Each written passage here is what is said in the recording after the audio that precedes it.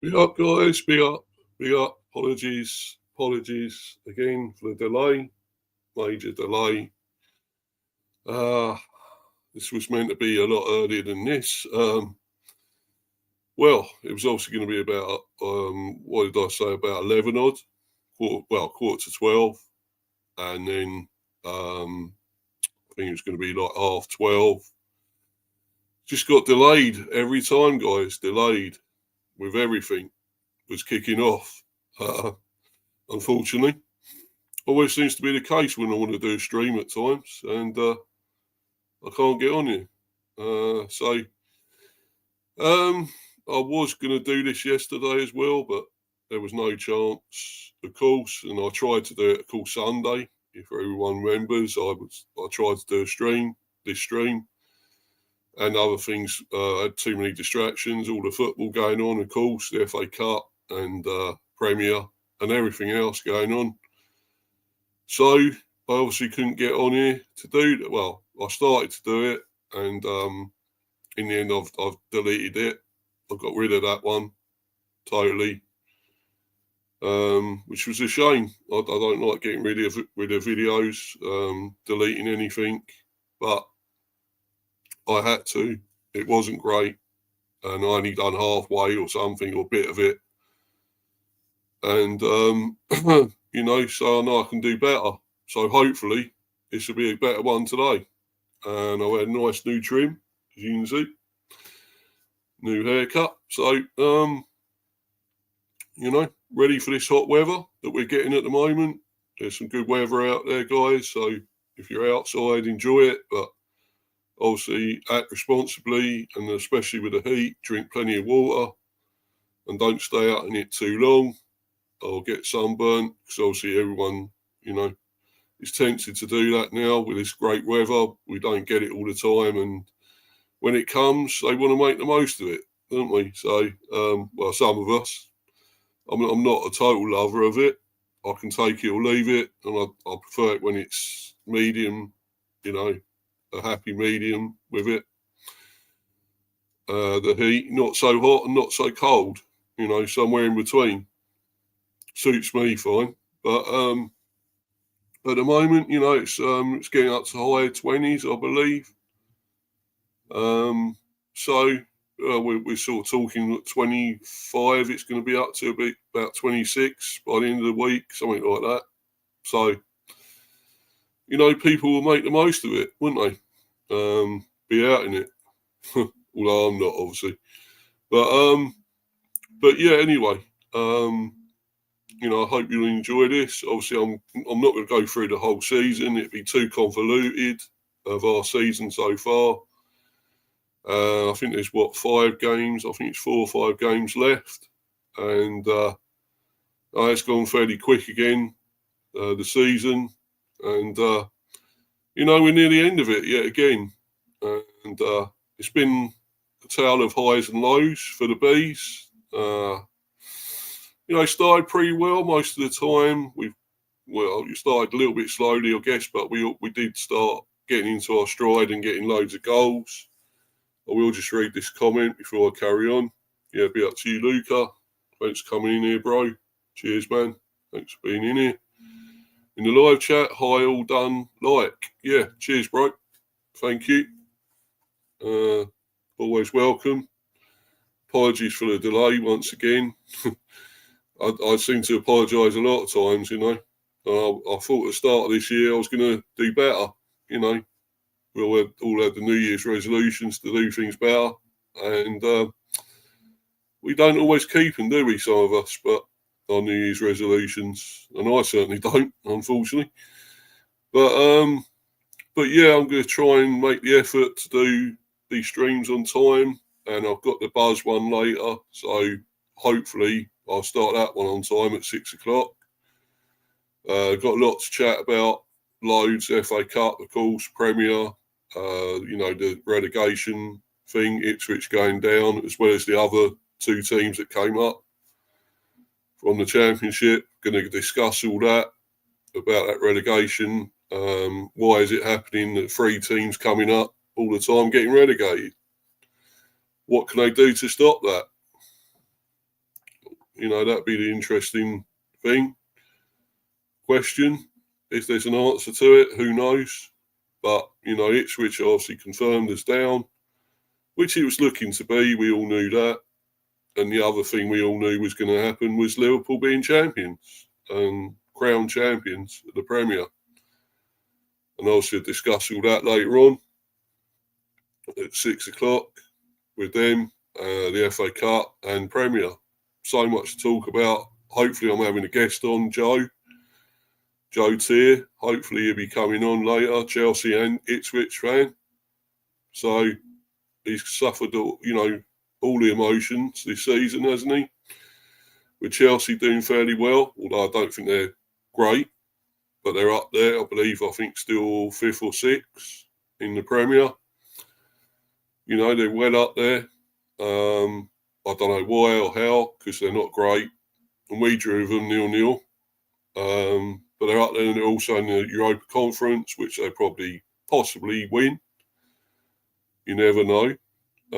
So, he's had that highs of that. And then he's got the lows of Ipswich getting relegated, unfortunately. I thought they were a decent team and I've championed them, most of the season. I like to go, champion the little teams that come up because they're like ourselves, little fish in a big pond. And, I was hoping they would do well and I was hoping they would have stayed up, to be honest. I thought they were a good team, decent team. But they are down and we may take, obviously, hopefully, Rory Delat. Love to get in from them. Sorry, Ipswich, and I'll talk to this obviously about Joe. Talk to this with Joe later about all this. Hopefully, if he's still coming on, fingers crossed that he's still coming on. And it'd be great to chat about it, about Ipswich, and unfortunately they've gone down with the other two teams that have been promoted, and it seems to be happening a lot now. What can be done? Well, it has been a poor season as well, so let's take that into consideration. But, yeah. Anyway, and Luke is saying he's live. Hold on. Why is this not coming up? Comment? I don't know.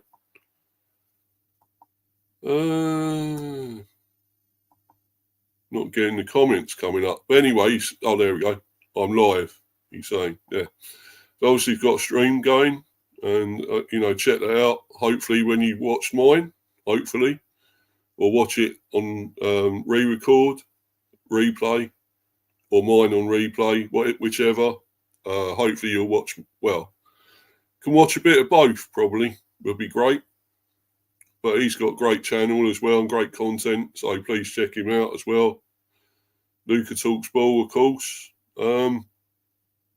But yeah, I'm going to go, as I say, I'm going to go into this, guys. I'm not going to go really straight through it all the whole season. It'd take too long. Just be too convoluted. So, I'm going to go as quickly through that as I can. And I've got other news to talk about with the Bees as well. The under-21s, want to discuss them quickly. I don't do that enough. Or the under-18s who are going well. In fact, all our teams are going well, under-18s, under-21s, and the women. So I want to chat about them. I don't talk about them enough, our women's team. So I'm going to be quickly talking about them as well towards the end. And obviously some other news, sort of transfer news, regarding Roslev. And it's not actually great news, if it's to be believed. So anyway, I will go into all that later, but I'll just start with the way our season's gone, and it's been a tale of highs and lows, and the usual really, but better than last season, let's put it that way. That was pretty poor, down near the bottom, down near relegation. We don't want to be there again. That was horrible. And I don't think we will be if we can play decent, and we're still inconsistent. That is the problem. We can be really great at times and go on little runs of winning, especially away, and then we go back to the usual of losing and not always playing so good. which we should do, which at times we were. We were really, pummeling teams, really going through teams, attacking well, getting loads of goals. Conceding. Our defence has got weaker, I think, than it did when we first come up. We had a very strong defence, and we hardly conceded anything, hardly any goals in that first season. Second season was okay, so, but the third season was the worst last season. Looking shaky, and with all the thing with Tony going, that didn't help either. I mean, we had two fairly decent, good first two seasons, nearly getting Europe. I think even in the first season, I think we nearly got it. Well, at least second season, we could have had Europe. And it's that again. We're in that European dogfight, apparently, still. So, if it's going right down to ninth, which apparently it is, we got a possibility of it. But as I've said before, guys, I probably don't think we're in the right, right sort of team, squad, good enough at the moment to take on Europe. Definitely not. We need to improve. We need to get more additions in, make some changes with the goalie for a start. We all know that. We'll keep on about that, Flecken, but I'll keep on about it till I'm blue in the face. I'm not sure anything will happen, but I hope it does. But, I really hope it does. But if it doesn't, I hope we improve the rest of the team, some of it. That defence, as I say, still is not the tightest. Like when we come up, we had really strong defence, and we have, of course, Pinnock, who's still here and still great when he does play, and he's been in and out this season. A lot of injuries, but I think it was really good when we came up with him. He was performing brilliantly as usual. Great central defence, like Ben Mee, of course, who came in eventually. He wasn't here to start with, as we know, when we came up. But, he came in eventually, and of course, the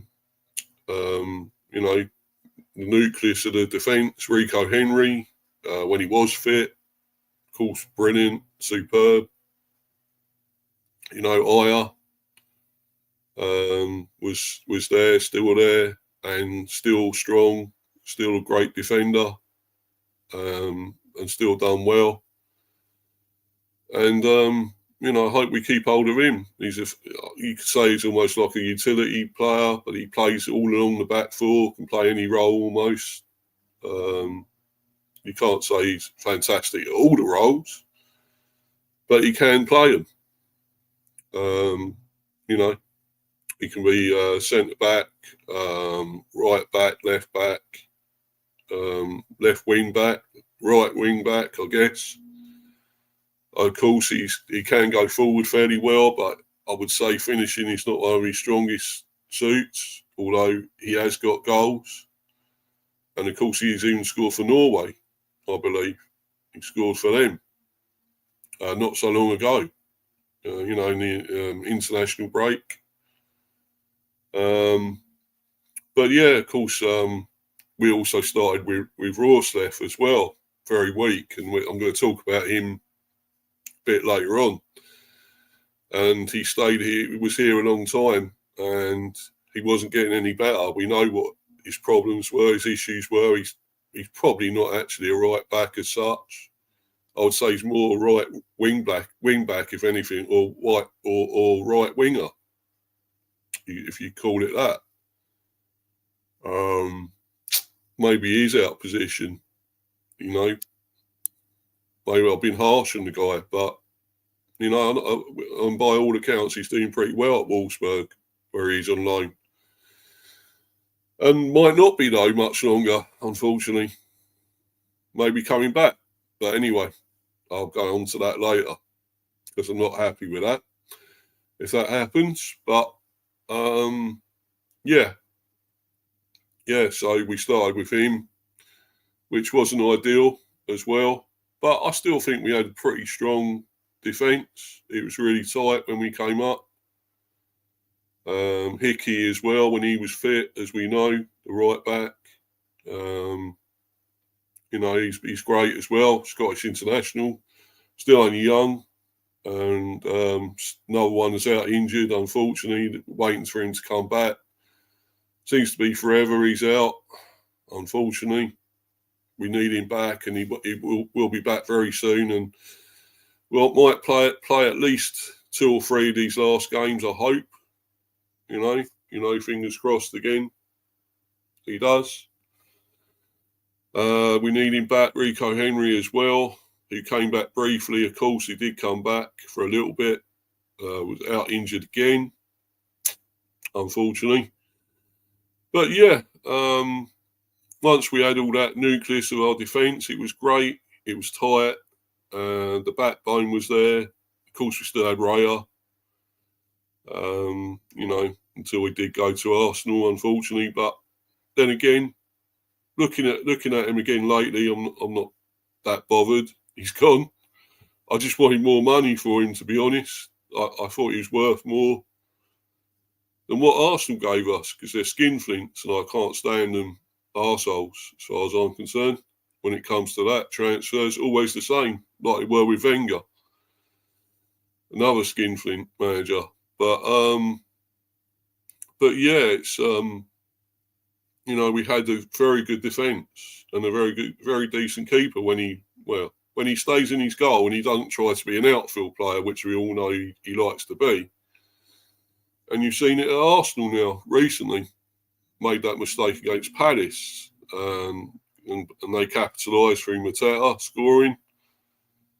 By the way, what you may hear that noise in the background, that's somebody with a mower out there, electric mower. So not a lot I can do about that. I close the windows, of course, but you can't always block it all out, the noise, I'm afraid, guys. So just got to put up with it, I suppose. But I wanted to get this one and do this one out of the way, and last few days, 2 or 3 days, I've been wanting to get this done and then get on with my other streams, which the one later, the Buzz, I've got to do a preview for the Forest game, which is this Thursday, as we know. I'm going to do a sort of brief one today, maybe, slightly. I might do it, and a proper one maybe tomorrow or Thursday early on, because I've got a lot of streams coming up, guys, a lot of content coming out. I've got to do the cricket ones as well. Then again, I might just save them and do them once the football season's over. Then I can concentrate more on the cricket anyway, with no more football. So I may have to do that. That might have to take a back seat for the time being, my cricket streams, guys. But follow me on Insta, Mr. B for Life 182, and subscribe to Mr. B Hive Football Chat and Mr. B Chats England Cricket. Keep smashing the like, subbing if you're new. I'm on 121 subs, and it's going up steadily, I suppose, slowly, but it's going up. And I don't do these streams for subs. You know that, guys. I like to do this for the love of it, and like to get my content out there. Like to talk about the bees, because I don't think there's enough channels doing that. Certainly not on YouTube. So yeah, I like to chat about my team as well as others. Of course, it's not just about the bees for me, about the whole lot. Other Premier teams, and of course the smaller teams, which I'll be chatting about later, about Ipswich and the other teams that come up, Southampton, who were very poor. One of the worst Premiership teams for a while, and Leicester as well, of course, have not been great, and of course Ipswich. But we will get into all that later on in my second stream later. But anyway, yeah, I've got plenty coming out this week anyway. So got to do a Man United preview as well, of course. We got them on Sunday. So, and I'm looking like I'm going to get some some United fans on for that, so that's good. That'd be brilliant. But anyway, getting back to this, and I was talking about, when we came up, our sort of defence was amazing, tight. They say, they're going about parking the bus or low block or whatever. So yeah, you could say we were really negative and defensive when we first came up, but then we also did play some good stuff at times and good going forward when we could. And that's the sort of thing I did actually. Yeah, okay, you could say it's boring, but it was getting us results. And we beat the bigger teams. We beat the Arsenal 2-0, of course. That one big result when we came up. When we got back into the Premier, we beat Arsenal at the GTEC 2-0. And we beat the likes of United 4-0. And, through the seasons gone, not just the first season, we beat teams like, of course, Spurs. We beat Liverpool. Of course, now the champions again. We beat City twice, the only team to do that in one of the seasons. Champions of the Premier, we beat them twice. So, we can do it. We know we've been able to do that and surprise the big teams. And, we've done that. We even beat Newcastle this season once. Okay, we lost all the others, but we have actually beaten them. Another team we hadn't beaten before in the Premier. So we can rack all them along, mark all those down on a list, the teams that, we haven't beaten yet. But we have now, some of them. There are some we still want to beat, who we just cannot seem to beat.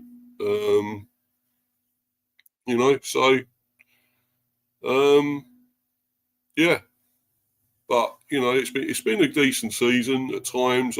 I feel as I say, when we come up, our defence was tight for 2 seasons. And then I saw the cracks last season. And some of our, players, well, 1 or 2 players are gone or retired and so forth. Pontius Janssen, of course, as we all know, he was here and he got us up into the Premier. Great defender, big guy, as we know, giant defender, and obviously did retire, I believe, or unless he did, I'm sure he retired, he didn't move to another club. But it was a shame. We could have done with him. I mean, he was amazing. He was a beast in the Championship for us. Brilliant, awesome. And probably, I think he was with us at League One as well. So, yeah, he was great. And shame he retired. But we did get Ben Mee in. He was amazing on a free from Burnley. He was awesome when that first season he joined, or couple of seasons at least. He was amazing. Okay, he's showing signs of getting older now, as we know, 30-odd, 35, I think he is, something like that. He's not getting any younger. Came towards the end of his career, of course. But he has been immense, and he has obviously got injuries now. He's more a squad player now, part of a squad, and comes on now and again and plays now and again. But he's never going to be a permanent fixture like he was. We know that. But, he's been incredible. What a signing. On a free. You can get good free players that cost nothing, Okay, some of them you still got to pay the wages, of course. And, we still had to pay his wages. So, but for nothing, a player for nothing, who's that good, who turned out to be amazing, But he's still here, of course. He is still here. But I think we sort of, as we've gone along, have lost that strength at the backbone. of course, with Raya going didn't help. And then why we signed Flecken, I really don't get it. I don't understand all that. You know, the scouting system, what happened there? Why did we go for this guy above probably better goalkeepers out there? Some still in the Premier are really good. Kelleher, you know. Apologies, my throat is still get a bit funny at times. Guys, anyway. But yeah, Kelleher, what a keeper. Still at Liverpool. He's been incredible most of the time when he's come on, when Alisson's been out. Or in the cup competitions for Liverpool, when he's played, I think he's been amazing. And, you know, I wish we could get him. I really do. Well, we didn't anyway. We went for this Flecken, Mark Flecken. Yeah, he's been a Dutch international. We know that. I don't know why, though. And we're going to all the stats again. They keep saying all the stats about how many great saves, all the saves he's done, or this or that. Yeah, you can make great saves. You're allowed to. You're a goalie, and you're a goalkeeper. So you know it's your job to save it. It is your job to try and save everything if you can. And yeah, he's got all them big stats saying, oh, you know, all the saves he's done. But that's because he's been peppered a lot. And teams have had lots of shots. Yeah, maybe it wasn't the case when we had a really, really tight defence. And I'm not saying our defence is really terrible, because it's not. It's decent still, but it's not watertight like it used to be. You know, we were so stingy at conceding goals. We hardly conceded any goals. Our first season, second as well, probably. But last season, we were leaking a few goals. We really were. And this season, even though we scored quite a few, there's times where we're still conceding a lot as well. And I just don't know what to make of it. You know, but the goalie's part of that. You know, if you haven't got confidence in your goalie behind you, you feel under pressure, you feel he's not good enough, strong enough, commanding enough. And that's another thing he's not. He don't come off his line properly. He's not commanding. Doesn't shout at the players also as much. Bark out orders, you know. He doesn't do that, I don't think, enough. Which is a shame. But, I mean, there are things I see about him that are pretty good.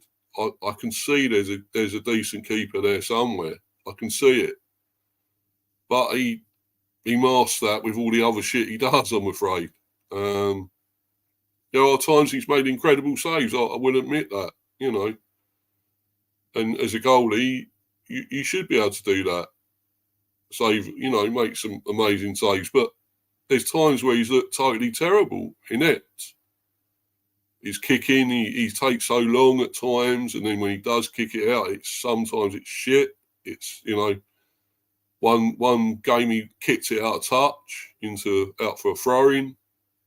Very poor. When he was trying to pass to a player, long ball, it went straight out for a throw. Fucking terrible.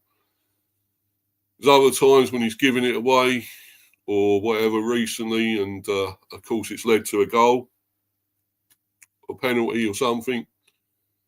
And it's just not excusing that, I'm afraid. And, you know, though we know with Rayo, he could be, you know, he could be a little bit dodgy when he's coming out. He's trying to be an outfield player, we know.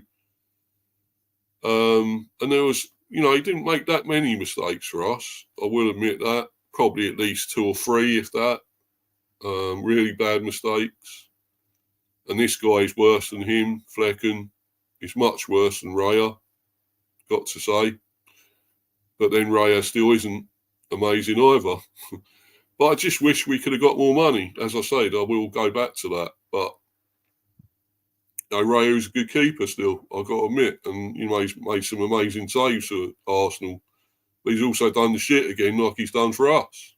Did for us before. Would I take him still above Flecken? Probably yes. I would take him back, I guess. we would. But, you know, I still think now we can actually do better than him as well. You know, I think we can probably do better than him. I really do. But we've gone for this guy as well, which hasn't helped. And we've got to find a better keeper. I'm sorry. We're not going to do anything really good until we get a proper keeper in. And, you know, if we get Europe, he's not good enough for Europe. You know, we need somebody else. Why aren't we giving Valdemarson more go in goal? Why are we not? I'd like to know that. Well, why is it? Why is the problem? Why can't he get more of a go in goal? We got him, and we got young Edery Balcom back as well, by the way. And I will go into the squad very soon, talk about that. But I'm going to bring this up the table, and we're going to that. I think this is it. No, that's not it. Hold on. Just trying to get to the. There we go. And there it is, guys. That's where we are. 11th, still in the Premier. Pretty decent, you know, on a par with what we done when we first come up, first 2 seasons. 10th, 11th, 11th, 12th, whatever, 13th maybe. And then, okay, last season we were what were we, 15th or something, 16th. It wasn't great, not our best season at all. But this is more where we are, I think, 11th, you know, here. And we've also got games in hand or game in hand on most teams there. Over Bournemouth, Brighton, Fulham, Villa, Forest. I mean, that obviously we got them this Thursday. I don't think we're going to get up to them. We're not going to catch them, obviously. So we're not going to get 6. I mean, realistically, we got 10th, 9th, 8th, not 7th. I'd say up to at least 8th we can get to. We could try to get to 8th place. I think Villa are too far ahead as well. You know, with 57. No, and Forest 60, of course. So they're not catchable. Fulham are catchable with 51. They definitely are. I think they're a good team, but they've lost a few lately, so that gives us hope. And we got them, of course, in the running. We got Fulham. You know, Brighton we beat recently, so that was good. That helped. They got 51 in 9th. And they've been a little bit shaky this season, not at their best, I would say. But they're still there. I mean, at one stage they were brilliant under Hertzler when he first came in. But they've been a little bit shaky recently. Them and maybe Fulham haven't been quite great recently. Bournemouth as well, of course. They hit a rock as well. They've hit a wall.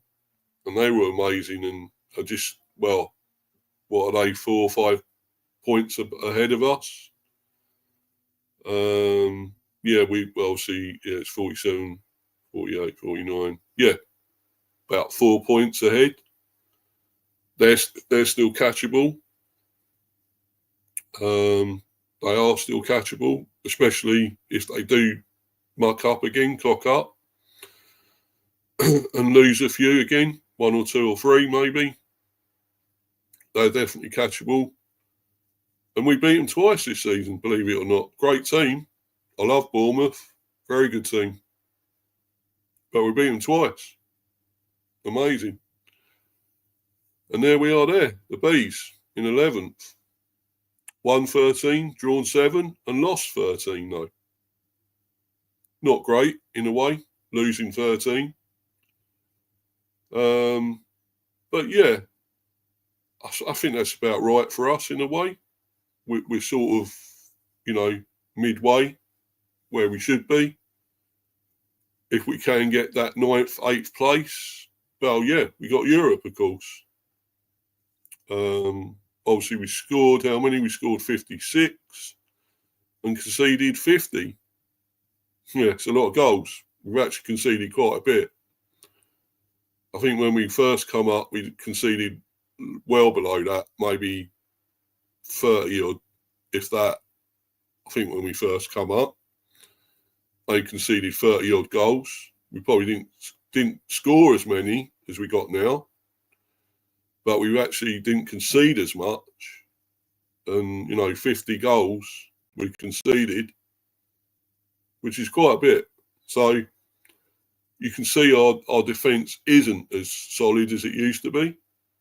Actually, we haven't conceded as many as Brighton. So, even Villa have nearly conceded, have nearly conceded more than us. Well, the one behind us, 49. But, it's still a lot. And I know when we came up, we didn't concede this many. Nowhere near. As I say, it's got to be at least 20 odd, 30 odd, if that, goals we conceded, maybe, which is brilliant. And the second season as well, I think we didn't concede loads. It's just last season and this season we have conceded a few. And it does tell you that either the defence is not great now or the goalkeeper's not great. I know for a start still the goalie's not great. I think our defence is decent. I think we've got some amazing players at the back there. Collins, who's been awesome, immense. Pinnock, when he plays, we know, can still be solid, tight, higher. Obviously, we've been without Rico Henry too much and Hickey, and that doesn't help. We've had Rawsleff, and you know how bad that is when he plays, when he's been playing. I kept saying I wanted the guy out, I wanted him gone. And it took a while, but he went off on loan. But unfortunately, he may be back. But I'll be going into that at some stage later on. Not great news, but it might happen. He may be back. But we have got another right back now in Coyote, which I'm pleased about. He looks decent. I like the look of this guy. He does look decent. I can't lie. He's been very good. He looks decent, good going forward. He's got a good long throw as well, and he helped set up the equaliser for Visser with his dink cross, against Arsenal recently when Collins headed it back, and as we all know, Visser swivelled and puts it in. So yeah. He looks good. He looks decent going forward as well. And he needs time to settle in, of course. And we'll see what he's really like at the back. As a right back, he hasn't had many starts. He started recently, I think it was against Brighton. I think was that game he started. He came on against Arsenal. So yeah, he came on against Spurs and looked pretty good. We lost that 2-0. But I like the look of him, and I will go talk about him a bit more when I get to the squad. But yeah, I think our defence is decent. It's okay. It's not really, really tight as it used to be. But we're not atrocious. We're not a really terrible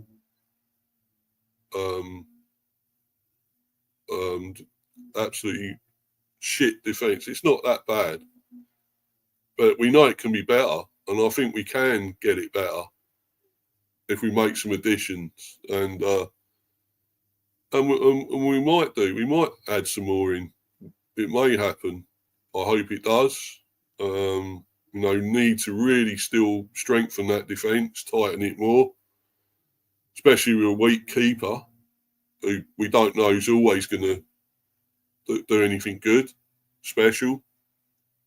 And that's what puts the pressure on our defence, unfortunately. We got good enough defenders, but the pressure is already still on them because they're worried about what Flecken's going to do in goal. So that's not good. And speaking of other defenders, Vandenberg, I'm still not totally sold on. We obviously got him from Liverpool. And at times he's looked really good. I've got to admit he's looked fairly good, and at other times though he looks ordinary and looks bad and weak and makes a mistake or two or whatever, too casual or something like that. And I don't know. I know it's probably almost his first season, you would say here. We got him in, I think it was obviously January. Yeah, I think it was January we got him. The winter window, winter transfer window. He may need time still to bed in. Saying that, we might have even got him in the last summer. I don't know. I think it was last summer. But, still needs time. And Carvalho started great. Got an overhead kick, an amazing overhead goal, bicycle kick goal in the cup, in the Carabao Cup. But hasn't done enough else. Hasn't really done, lit up the Premier for us. So he still might need time, another season, possible. But, getting back to that defence, Vandenberg, yeah, I think could be really good. He could be really good. I just hope he gets more consistency and plays to a good higher level more of the time than not. And, that way we keep a solid defence as well. But yeah, that's sort of the story of it, and that's our form so far. Of course, we've lost 2. The last, six games? 2 of the last 6, and drawn a couple. Of course, 1-2, so it's not too bad in a way. We'll take that form going in against Forest, who we've lost to already this season, unfortunately, 2-0. We lost to them at our ground, the GTEC. And it wasn't great. I mean, I think that was, it was obviously before we played Arsenal. That's the start of the rot at home, I think, when we started to lose at home. They were the first sort of team we lost to at home for a while, I think. And then we lost to Arsenal, of course, on New Year's Day. But yeah, that's not bad, that form. If we get the 3 points against Forest, that's if. We've beaten them once so far in the Premier. I think that was last season. I think last season we beat them, 3-2. So we know we can beat them. But they're on an amazing run. They've been awesome. They've been on fire this season. And you see where they are, 6th in the league. We're in the FA Cup. Of course, they were dumped out of that the other day in the semis. Brilliant, though, getting to Wembley in the FA Cup semi-final. Didn't play their best, unfortunately. Something went wrong with that. I think Nuno picked not a great team in the end, or not great tactics. You could blame him, maybe. Nuno there, but no, not at their best. And obviously they were beaten by City 2-0, unfortunately. And I wanted them to maybe get into the final. Got Palace there, which is good. I hope they do beat City, because of course City are in the final, facing Crystal Palace, who beat Villa 3-0. And I kept saying, it's going to be a Villa City final. No, it certainly isn't, is it? It's Palace and City. And now I want Palace to win it, because I don't want City winning it yet again. Let's get somebody new on that, new name on it, on that trophy. Let's hope we can. And anyway, getting back to this, and I'm going to go to our squad to talk about it. Well, actually, I'll go for our scores so far this season, or good games and bad, I suppose you could say. But by the way, you could say it's still been a great season. Got Bramo on 18 goals, incredibly. What a season from him again. Incredible season. Can we tie this guy down to a new deal? Is that possible? Can we do it? I hope. Fingers crossed again. Let's tie him down, keep him here. European football might help. If we get European football, that might be one of them reasons for him to stay. And Johan Visser the same. Can we tie him down? He's got 16 goals, as we know. Incredible season. I mean, I still will say at times both of them can be found wanting with the final ball. Sometimes passing or the finish. They came with, Bramo can definitely be amazing with his finishing. I think Visser is not a totally natural scorer. But he's there and he gets the goals. He's got important goals for us and occasionally been fantastic goals. But most of the time are miss hits. But you say they got in, so why am I complaining? Well, really, you got to say if he's a natural goal scorer, he'd hit them properly. But then again, they say, well, if you hit it too well, sometimes it don't go in, and which don't sound right.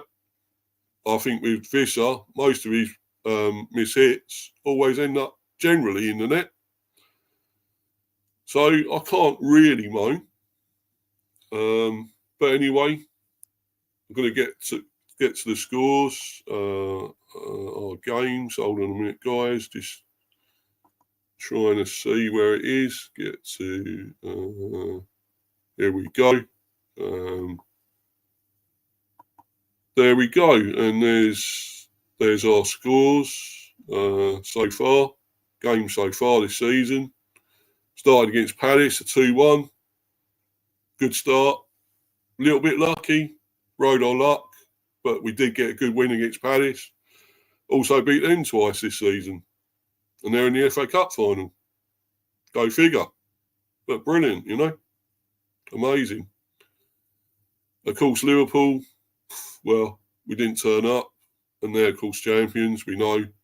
But we didn't turn up against them. And they beat us 2-0. We weren't walloped. So, not too bad. Our first away game. Going to Anfield, it's a tough start. Second game, you got to go to Anfield. Well, you don't want it, really. But I don't think we've done enough. I don't think we've done it. We just sort of defended more. Didn't have that many attacks or shots. And Liverpool pretty much deserved it. More possession, more attempts, and more of the ball. But still, we started off with 3 points and a defeat. So at least we had points on the board. Anyway, we went into the second round at the Carabao Cup against Colchester, beating them 1-0. We sort of, struggled a little bit to beat these. I thought we would have beaten them easier. Colchester, but still, they're lower league, League 1, League 2, whatever. Colchester. But yeah, 1-0 got us through. So we can't complain. We were looking to do well in the Carabao Cup, looking to progress. That's one trophy we possibly could win. I still think we can. It could be next season, but there's time for us to do that. When we do win the trophy, it'll be all the sweeter. It'd be amazing when we win one. And if we don't win it soon, sometime in the near future, hopefully. But anyway, we progressed into that, to the third round. And then we went back to home again, to the G-Tech. And it's Southampton who they're poor, aren't they? Let's be honest. They're not special. Well, you know, they're down the bottom of the Premier for a reason. We beat them 3-1. Pretty easy. Very good. So that was 6 points. And then City, we had them away at the City ground. It was always going to be tough. That was the 14th of September. All these games, of course, Palace was 18th of August. We played them. Then Liverpool on the 25th of August. Colchester on the 28th. Southampton on the 31st. And then, of course, as I say, City on the 14th of September. And yeah, we lost 2-1. And that's the start, though, of the goals in the first minute for us. But not being able to hold on to them is the problem. You know, going 1-0 up first minute. But anyway, you know, I don't want to go into that. That's a record I weren't that proud of. Yeah. I think, what was it, scoring first minute in, is it 3-4 consecutive matches? Something like that. Yeah. Fantastic, but we didn't win any of them. That's the problem. We only drew one. Drew one of the games. Lost all the rest. So not good. And that was City, of course. We lost there 2-1. Then, of course, we had Leyton Orient in the Carabao Cup third round. Convincing win, fairly convincing win there, 3-1 against the O's. They had a player sent off, of course. And that was obviously on the 17th of September. So, yeah, you know, more progress in that into the fourth round. Then Spurs, first of two defeats against Spurs, which I'm not proud about. I'm not happy about. I don't think they're that great. You see where they are in the league, they're below us. Well below us. And how we lost to them twice this season, who knows? But we did here, we were 1-0 again in the first minute through Bremo, yet again. But still ended up losing 3-1. And what a great goal it was, by the way, by Bremo. Fantastic goal. But didn't win us the game. Yeah, I've got a few more comments here, but we'll get to them in a minute. Just going through these guys for the time being. And yeah, and then I'll get to the comments. And go to back to another Premier game at home against West Ham at the GTEC. The 28th of September, 1-1 against a struggling team. Still had Flopategui, whatever you like to call him, was still there. And somehow we only drew when really we should have beaten them. But saying that, I took the point because, of course, another first-minute goal. And, you know, that was something. Another first-minute goal, but yes, only a point. Not great. But we didn't lose. But there you go. But, you know, West Ham, I really thought we should have beaten them. But there we go. Yeah, that was 28th of September. Then we moved on to another home game against Wolves on the 5th of October last year, of course. And 5-3. That's when we started getting plenty of goals, but conceding. Yes, 5-3. Big win, but conceded 3 at home, which is not great. Wasn't happy about that. Great performance, you know. The entertainment was there. We looked great going forward. In a lot of the matches around that time, we were great going forward and scoring a lot of goals, but we were conceding, which is worrying. So yeah, good 5-3 win though. Take that all day. And then of course Man United though, away. Because we were poor away, let's be honest. We were losing a lot of games away. We weren't at our best. but the home performances were amazing. And then that sort of flipped on its head, and we was great away, and then shit at home. But yeah, but anyway, Man United, we lost 2-1. Again, against the team I don't think are that great. We know they're not. We know where they are in the league, in the Premier. Some reason we lost to them, but I don't think they're that great. We got them again on Sunday. We probably lose to them again, though. Teams we should probably beat that, you'd think we could beat, we never do, though.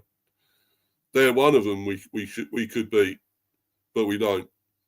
We saw like that time we won 4-0 was amazing at the G-Tech, and I'll always remember that.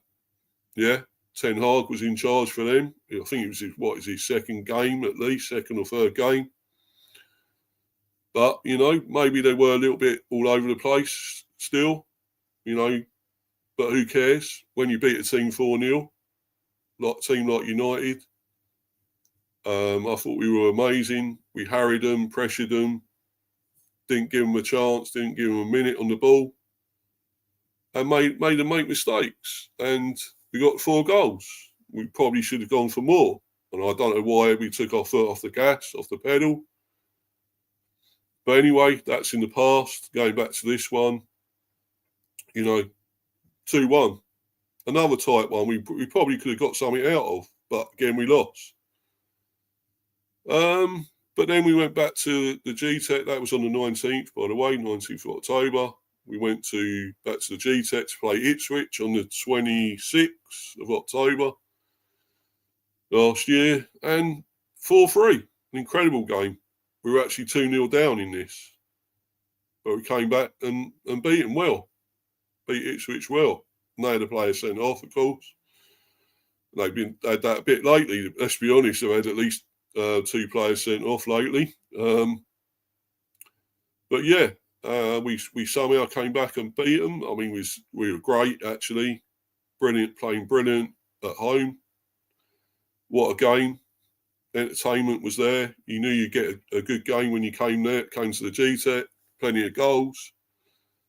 And 4-3. Incredible. What a game. And then we went back to the Carabao Cup, round of 16. 4th round, of course. And, we only just about got through. It was 1-1 against Sheffield Wednesday at the G-Tech. This was on the 29th of October. 1-1, and then we got through on penalties, 5-4. I suppose you could say Flecken was sort of 0 to hero because he made the mistake, and which could give him an equaliser. But we were 1-0 up.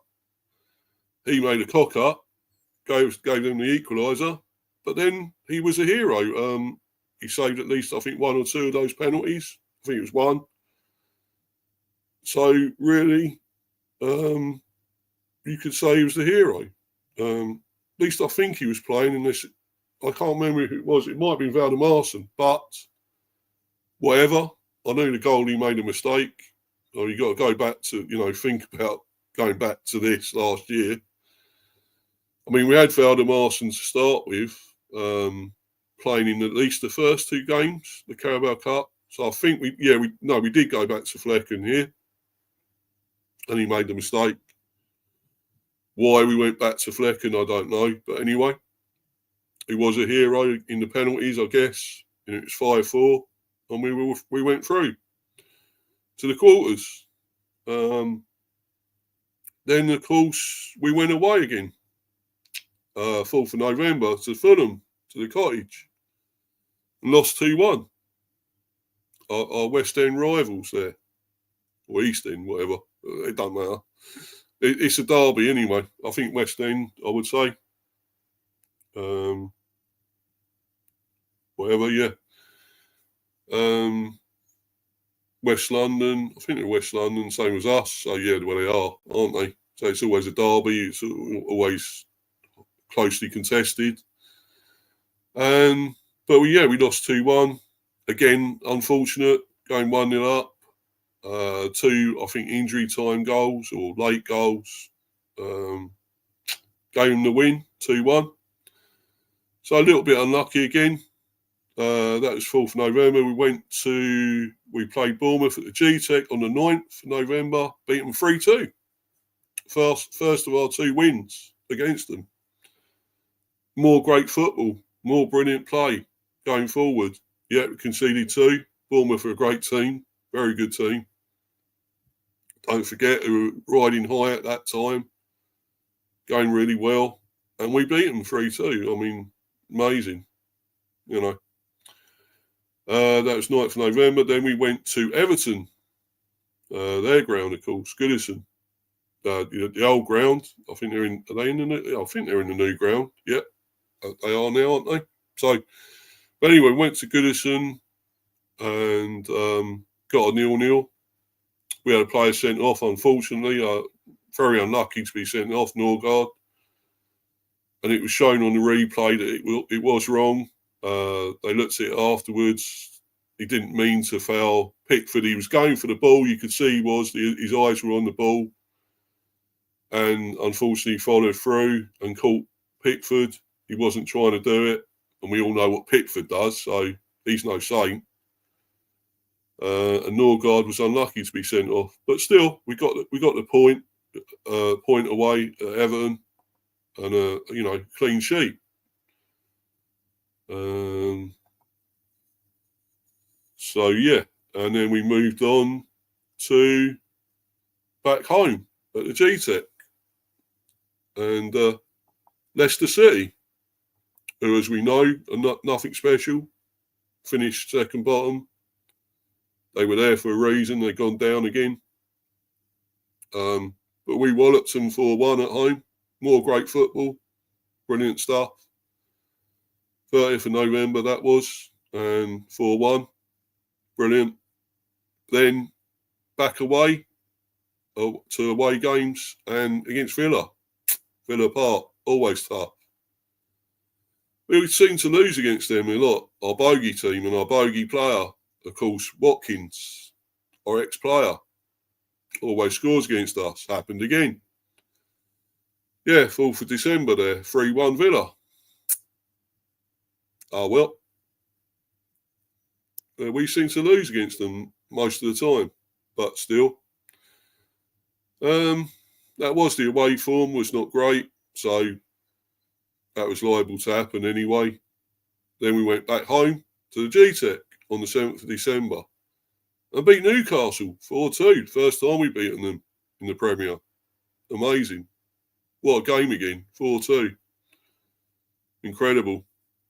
And then back away on the 15th December to Stamford Bridge, to Chelsea. Lost 2-1 there.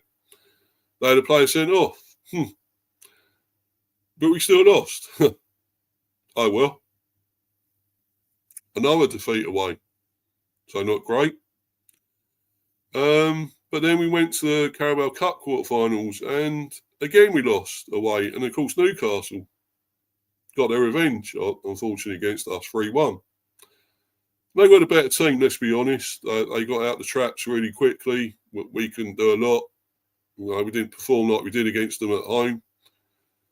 4-2. We probably deserved to lose. And that fucking Tonali, I can't stand, scored the first of his 2 goals against us. Although this was a spectacular goal. Actually spectacular, incredible goal. The other one was more fluky, the second one, as we know. Meant to be a cross that went in. But anyway, we'll get to that later. Then we went back to the G-Tech on the 21st of December. That was the 18th.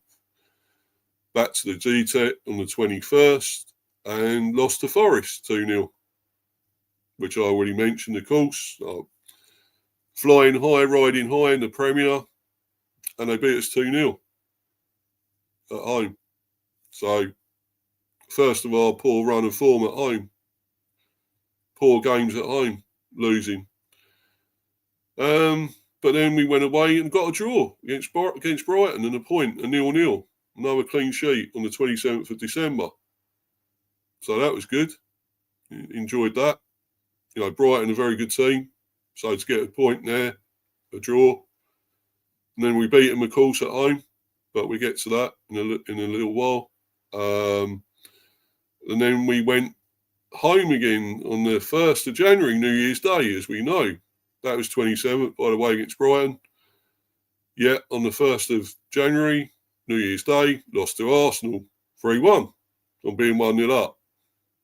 Yeah, I want to forget that one, if I can.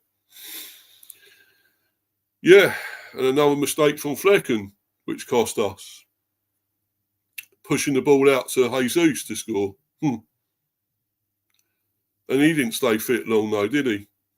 After that, but he was fit enough to score against us. So, them's the breaks, isn't it? That's what we always seem to get. Players that, hardly ever score or hardly ever fit and come on, they score against us. No, not good enough, is it? I hate it. I've got a list of it, by the way, and I will tell everyone probably at the end of this season now. A list of the players I hate that keep scoring against us that hardly ever score. And by the way, Nunes is on that list, and that's not surprising.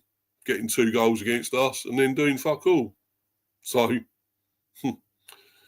got 2 goals against us, though. But he's still shit.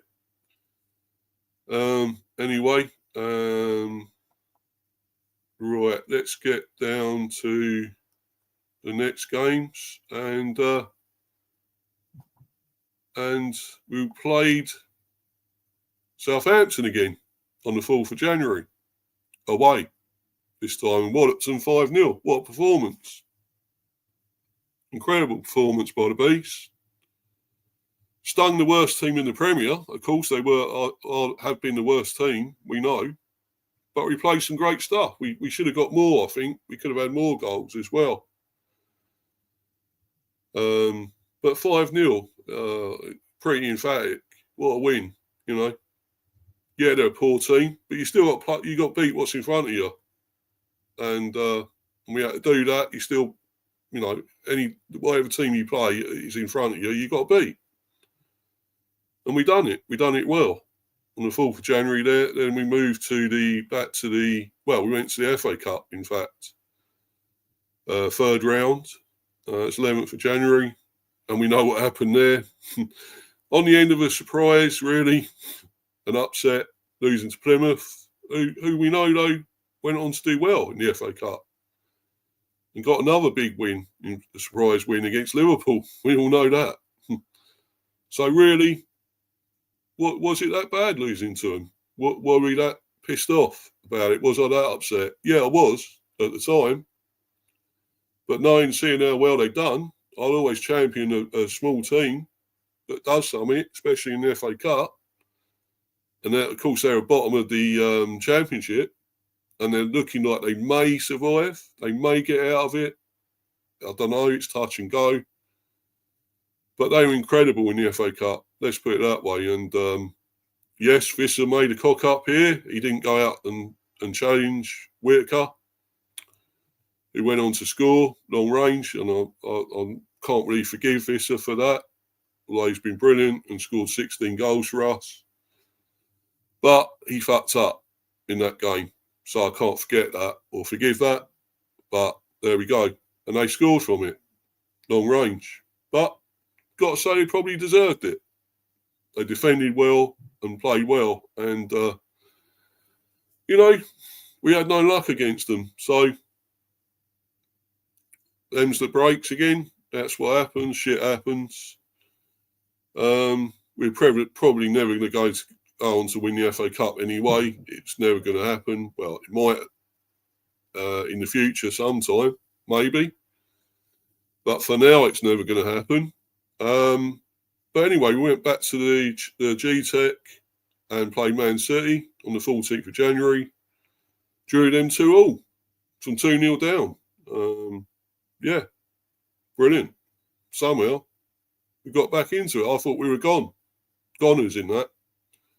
But brilliant play, brilliant stuff from the Bees. We stung City twice and got back into it and drew 2-2. That was the 14th of January. Then we went on to the G-Tech to play Liverpool. And we know we scored 2 goals for them, 18th of January. Who got 2 goals? we almost got a 0-0 draw at an injury time. Fucking Nunes got 2 goals. Fartwin Punis, as I call him, got 2 fucking goals to beat us. When we should have at least had a point.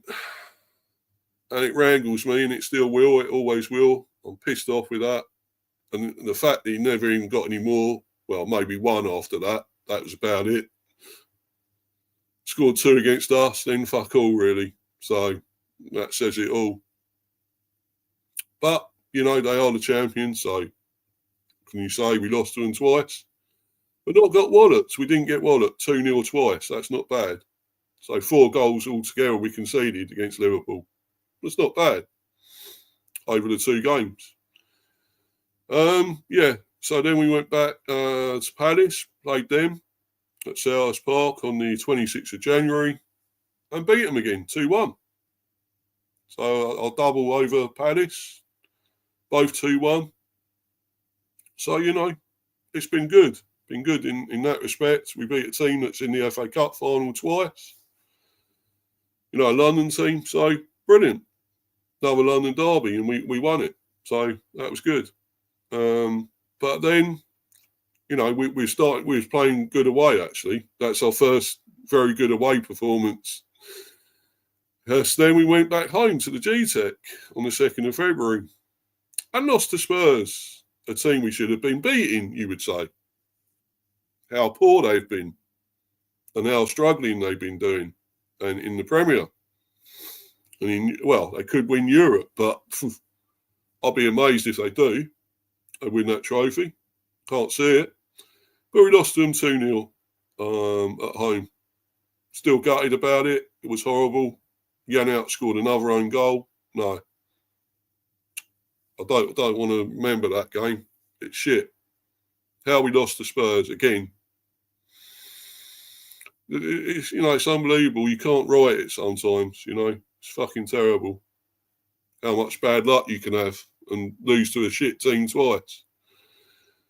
But anyway, we went back away to West Ham, to the London Stadium, and we beat them 1-0 on the 15th of February. We actually beat them this time.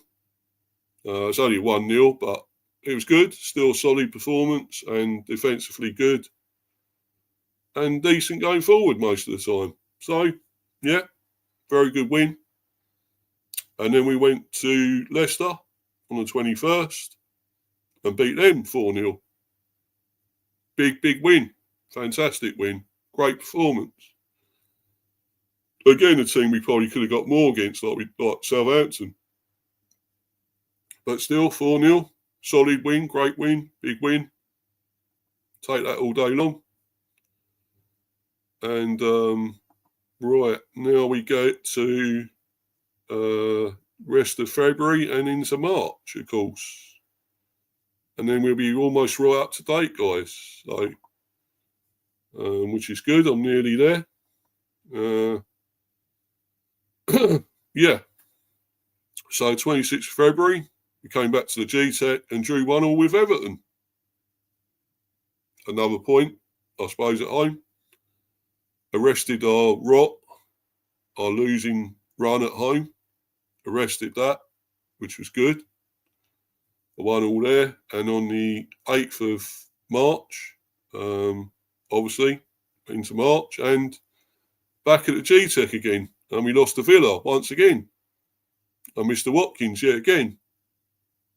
Or maybe I could add him to that list, I think. Being the next player that fucking always scores against us. That might be a separate list, actually. But anyway. Yeah, that could be a long list maybe as well. But anyway. So, yeah, we lost 1-0. But then we went away to Bournemouth. Well, away form still great. Going well. And we beat Bournemouth again, 2-1 on the 15th of March. You know, good team, going well. We beat them twice. What can you say? Brilliant. Superb. But then, of course, we went to play Newcastle away as well. but lost that 2-1. I thought we had a good performance, though. I actually thought we played well again. Defensively, we were fairly good, tight. I actually thought we had chances. We could have had 2 penalties, let's be honest. But VAR and the referees are all fucking useless. And the officials, we ended up with none. No penalties. 2 of those could have, well, at least one of those could have been a penalty on Damsgaard twice by the same player. Gimerich, can you believe that? He's a naughty fucking naughty bastard and nasty bastard when it comes to fouling. And gets away with a lot, quality player, I guess, but an arsehole, and gets away with so much and could have give away at least 2 penalties. And Tonali scored a lucky fluke goal, cross goal, it's supposed to be a cross. And it went in. So, him again, he's on the list, of course. Fucking Tonali, he can fuck off. Yeah. So a tale of what could have been again away, and still good away though. I thought the form was still good. I thought we played well. So no complaints, really, in a way. And then back to the GTEC on the 6th of April. 0-0 with Chelsea. Poor game. Both of us played poorly, both teams. Neither team deserved to win it. And a 0-0 was about right. At least another clean sheet. That's something. So we didn't lose again at home. So brilliant. And then, of course, Arsenal away. Yeah, at the Emirates. We got a 1-1 draw, which I think we really did deserve, richly deserved, Well and truly deserved, the 1-1. Yes, Arsenal had quite a few opportunities and were very good going forward. But I thought we defended pretty well. We looked threatening at times on the break. Not always great shots or great finishing or good at the end, but we got the 1-1 draw, which we deserved, and a point. Vissa. And we played well. It's tough. It was hard. We battled hard for that. Worked hard and got a 1-1. So I'm proud of that. Proud of the boys there. And then, of course, back home at the GTEC, we beat Brighton 4-2. That was very recently, Saturday, 19th of April. A few days ago now, actually, we played. But we beat Brighton 4-2. Yeah, 10 men. They were down 10 men. But I thought we played the better football and not the better team. Better than Brighton. Yes, they got 2 goals still, but, all the way along, we deserved it. 4-2, brilliant from the lads again, And now we got Forest on Thursday, which is going to be tough. But I hope we can beat them this time. I'd love to beat them because we lost to them, of course, 2-0, and they're going well, but they are out of the FA Cup now. Will that make them ding them back or into form and play well, or will they be gutted and low in confidence, or what? I hope it's the latter because I feel I'd love to beat them and get another 3 points and get closer to maybe Europe, because as much as I don't think we should be in Europe, we're good enough for Europe. If we're in it, it's good. It's good for us. It's experience. A European run. Playing in Europe is always good, and we know what it's like. If we don't do well, we know we can play it there. We know we can get there, and if it happens this season, it happens. So you never know. And then of course we got Man United on Sunday, which I'd love us to win as well on Sunday. Beat Man U below us. Yeah, again they're below us, and. You'd think we should be better than them, and we should be, and I hope we are. Another one I think we could win. I really do. On the Sunday the 4th of May, and then of course we've got Ipswich on Saturday the 10th. Already down. Will they play well? Will they be relaxed and play good football, or Will they still be the same that they're already playing? Getting somebody sent off or 2 players sent off or whatever, or whatever. I think we could probably beat them again. I really do.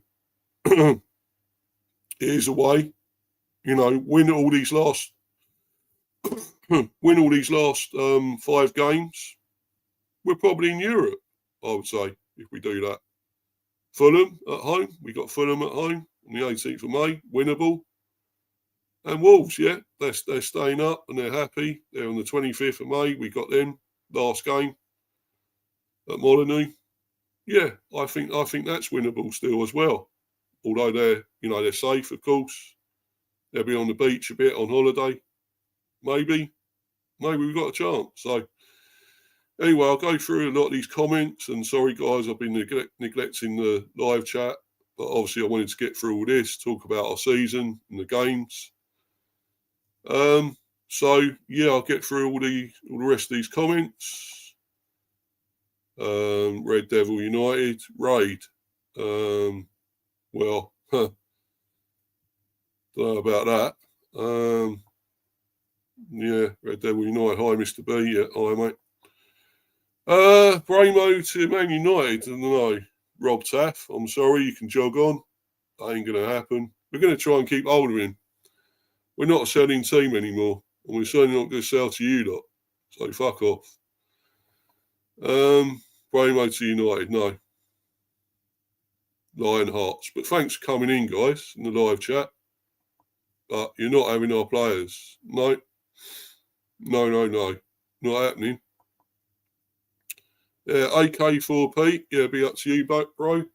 AK, thanks for coming in, man. Big up, Steve. Yeah. Big up to you, bro. Thanks for coming in. Well done. Congrats to getting to the final. FA Cup.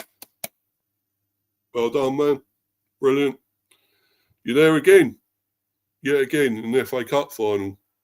Your only chance to win the FA Cup, isn't it? Win a trophy. So, yeah. I'm sorry, and I hate to say this, AK, but I want Palace to win, man. Sorry. I want a different name on it, on the trophy. And for me, I want Palace to win. Sorry, man. But that's how I feel. And if you win it, though, I'll say congrats, mate. And celebrate and be happy, and I'll be happy for you. Anyway, Red Devil United, Mr. B, you need to change your settings on your channel to allow redirects. I could have sent 25 people over. Yeah, well, I don't mind, mate. As long as I'm getting people in here, I don't care. I'm happy to get, people in. And if they hit the likes or sub, I'm not bothered, mate. Anyway, Red Devil United, big up at Lion Hearts, at Rob Taff. Okay, again, let's pray that PSG do a number on them. Yeah. Let's hope so, mate. That'd be great. I don't think they'd win it, even if they get to the final. I can't see Arsenal winning it, against Barca or Inter. But PSG are going to be tough. They haven't got past them yet. They were celebrating winning it after beating Real twice. A poor Real, by the way. A very poor Real team who played shit twice. Yeah, let that sink in. They played shit twice, and that's why Arsenal beat them.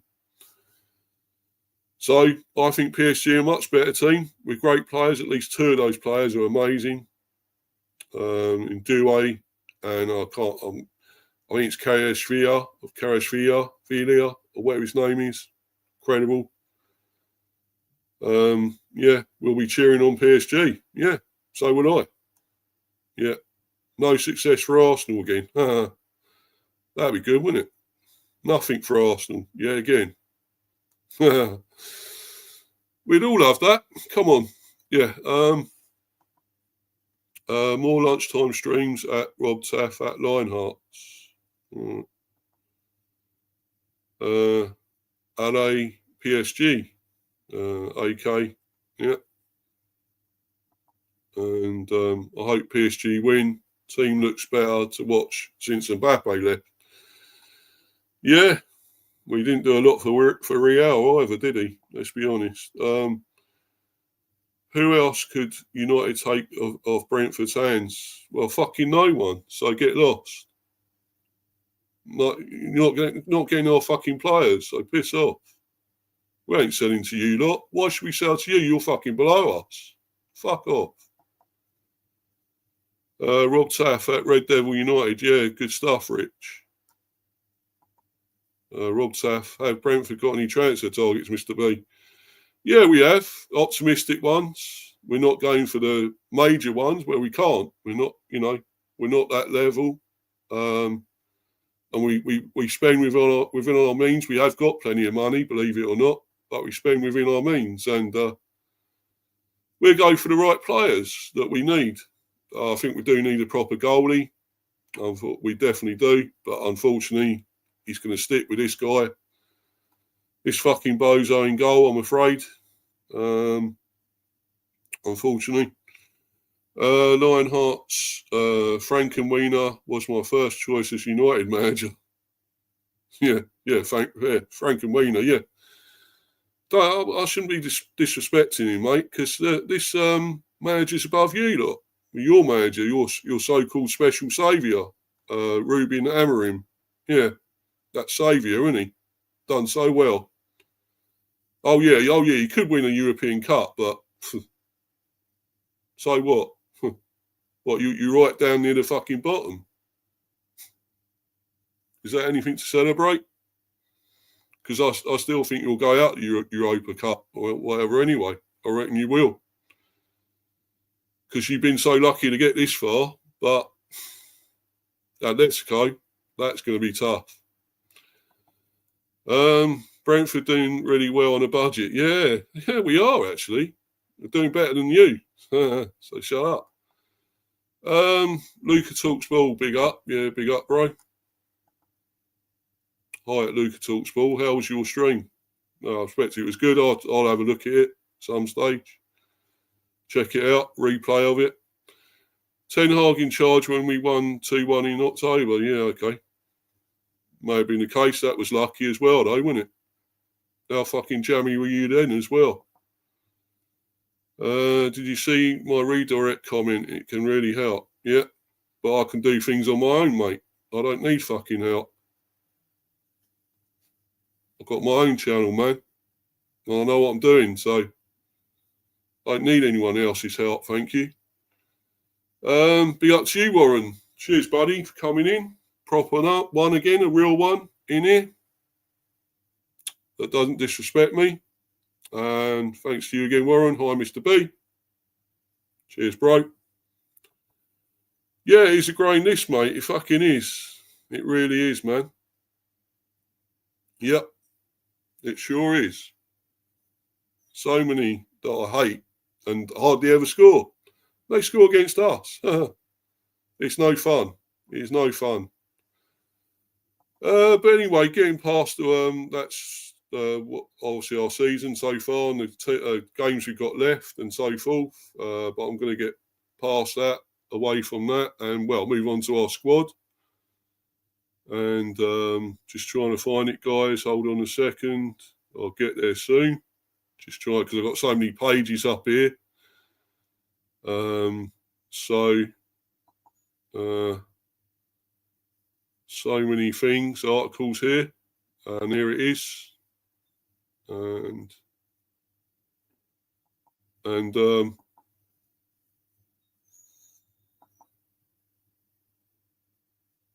shit. Hold on a minute, guys. Don't know what happened there. Anyway, I'll get it back. Don't worry. Don't know why that went off. I had it on there, and suddenly it's gone off. Probably the Wi-Fi again. Anyway, where the fuck is it now? Here we go. Sorry about this, guys. Anyway, here it is. Here's our squad, and I'm going to go into obviously the goalie first. Yet again, I'm sorry, I'm going to have to mention this guy, Mark Flecken. Well, he's been our first choice. Why? Why though? Why has he been our first choice? Because he still lets in goals, though. It's not good enough. Yeah, he's got a height of 195 centimetres. What is that, by the way? Does anyone know what height that is? 190? Is it 195? Yeah, 195. Does anyone know?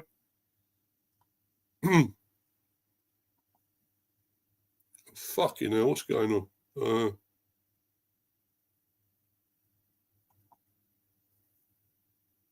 Sorry about this, guys. I don't know what's happening here.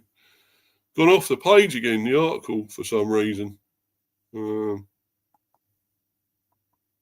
probably because I'm going to go on about this prick again. It's Flecken, isn't it? Yeah, 195 centimetres. Does anyone know what it is in height? Proper height? 6 foot something, is it? Or less? I don't know. Probably. But even if he is fairly tall, he's still shit. I still don't want him. I want a proper keeper that saves a lot more and commands his area, comes off his line, shouts more, commands more. Yeah. Anyway, as it says here, Mark Flecken has been Brentford's first choice goalkeeper since his arrival from Freiburg in May 2023. Not only does he display incredible shot stopping ability, where has he got it? I don't know. I don't always see that. Anyone know? Has anyone seen that? Shot stopping ability. His confidence with the ball at his feet. Right, okay. You're talking bollocks, but there you go. He's an important component of the Bees build-up play. Right, okay, whatever. Some of it is natural. Because I started out as an outfield player. Oh, yet another outfield player. Oh, he started out as an outfield player. Where have we heard that one before? Where did we know that? Oh, Raya. Oh, of course, yeah. Rob Taff, over 6'3", mate. Yeah, cheers, man. Yeah, he's over 6 foot odd tall. But he's still not great. I'm sorry. Another outfield player, apparently, that started out as that. So that fucking means he'd come off his line. Well, come out to play more and pass it around when actually, when he should come off his line, he doesn't. And he's another Raya then. That's why we brought him in, because we think he's another Raya. A Raya clone. And he fucking ain't.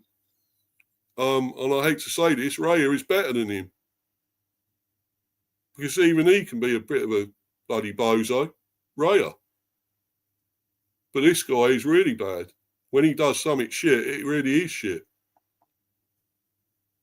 So Flecken said when asked about his impressive passing range. Impressive? No way. That base layer that I developed back in the day when playing outfield has helped me. Even to this day, of course. It is not only natural, it is a lot of hard work, repetition and practice. Flecken started his professional career at Alemannia Aachen, progressing through their youth ranks from the age of 16. Having previously played for the academies of RKVV, WDZ and Roda JC in his native Netherlands. Flecken was handed his professional debut in January 2013 against FC Saarbrücken in the German third division, free Liga. Well, that ain't nothing, is it? That's fucking Farmers League, I think. Isn't it? The German third division. Fucking Farmers League, as far as I'm concerned. But you can keep a clean sheet there. Yeah. That's probably not a fucking nothing league. It's a Farmers League. Keeping a clean sheet and a 2-0 win, he would go on to make 13 more appearances that season. Alemannia Aachen were immediately relegated to the German 4th division after filing for bankruptcy. And Flecken was sold to two Bundesliga side, Grufer Wörth, fuck knows who they are. I'm sorry, I don't know these teams. It's a Farmers League in Germany. Sorry. He made 3 league appearances in 3 years for Grufer Wirth and predominantly featured for the club's second team, competing in the Regionalliga Bayern, the German 4th tier. Fuck knows, I'm sorry. I don't know these teams, sorry. A move to MSV Duisburg followed, and Flecken kept 15 clean sheets and scored 1 goal. 1 goal. A back-heel equaliser in the 90th minute. Oh, well, what did he do? Well, is that the reason we bought him? He scored a back-heel equaliser. Wow. Wow. That's amazing. Oh, I'm totally taken aback by that. Oh, what a player. In 37 games at Duisburg won promotion to the 2 Bundesliga, followed by a 7th place finish in their first season back in the German 2nd division.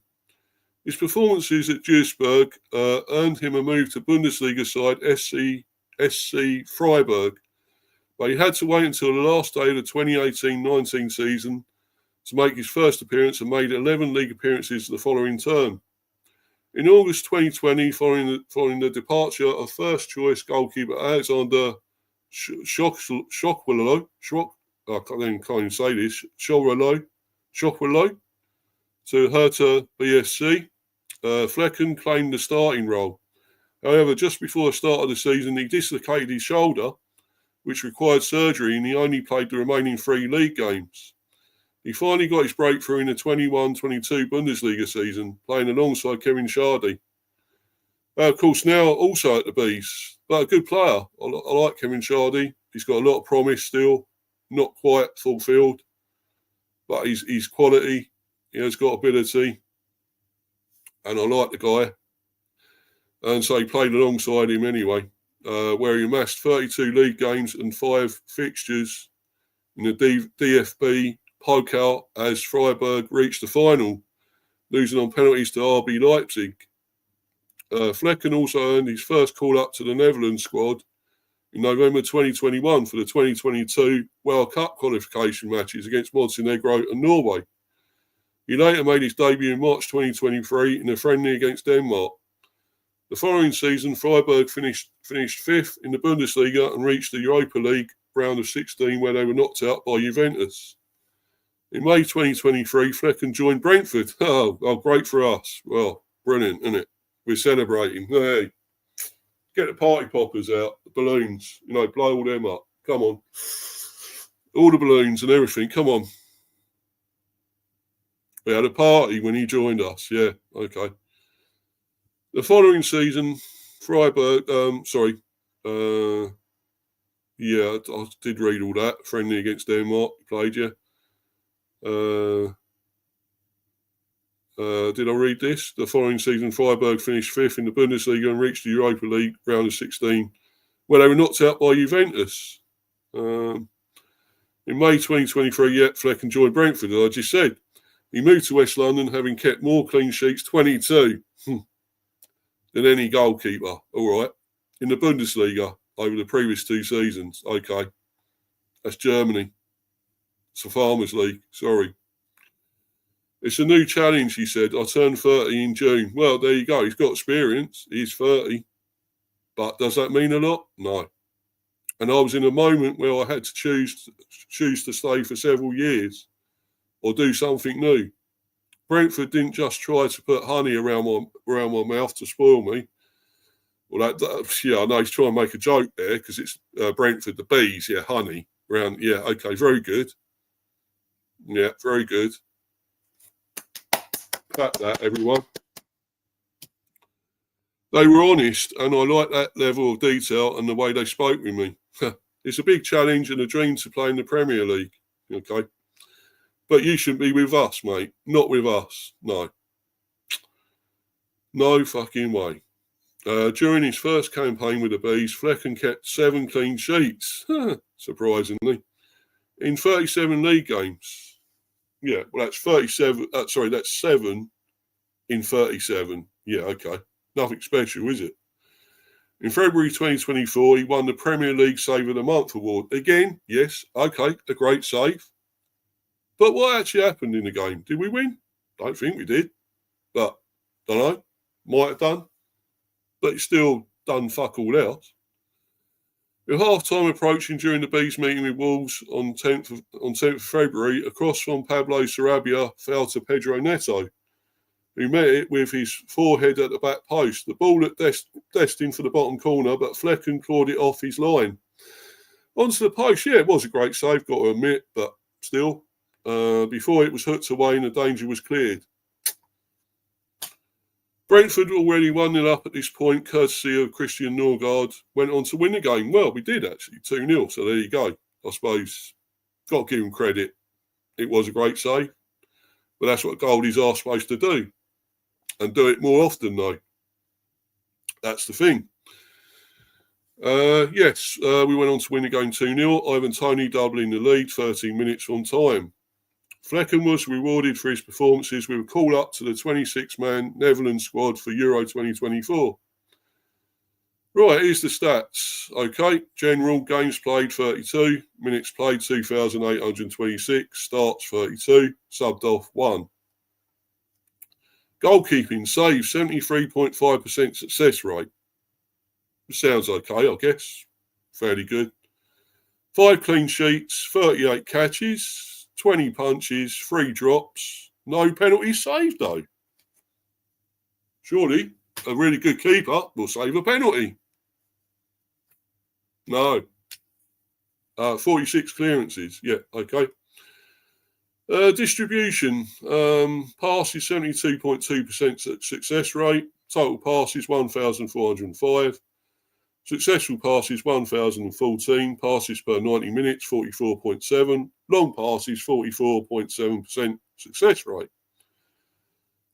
Pass direction, here we go, a load of fucking bollocks, all this. Anyway, pass direction, 54.1% forward, 22.6% left, 23.3% right, and 0.0% backwards. Passing accuracy by area percent, 35.9% opposition half, 91.8% own half. So actually more in his own half than in the opposition, where he should be kicking it down to. The opposition, not in our half, our fucking half. Total open play crosses, none. Successful crosses, none. Assists, 1. Second assist, none. And key passes, 2.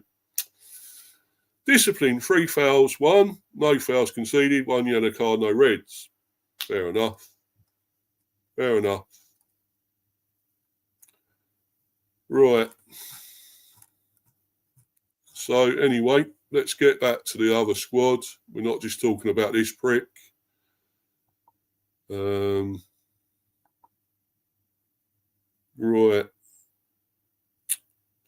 So Lionhearts, Flecken to United as number 2. Well, you can take him, mate. You can have him as number 1 as far as I'm concerned. I still don't rate him. All those stats are a load of bollocks. It's all fucking shit. And I can also count all the stats he's made where he's done shit, where he's done mistakes. And it's cost us goals and still conceded. So if you want him, go for it. But you better give us a load of fucking money, because even though he's shit, we still want some money for him, proper lot of money. You know, we've got to get some money for this guy.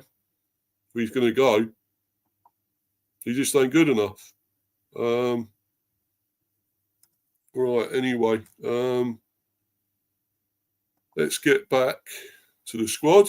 And, just have a quick look at our other goalies, Valdemarson.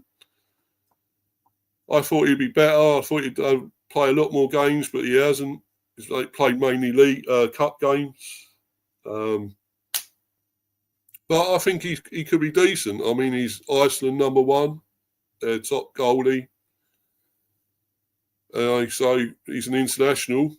Surely he's got to be better than him, than Flecken. And Ellery Balcom, I rate this young man as well. You know, I really do rate this guy. I think he's taller than Flecken as well.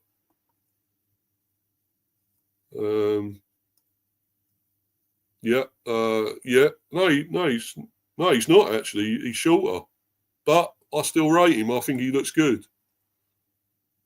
Yeah. So I think is he 6 foot?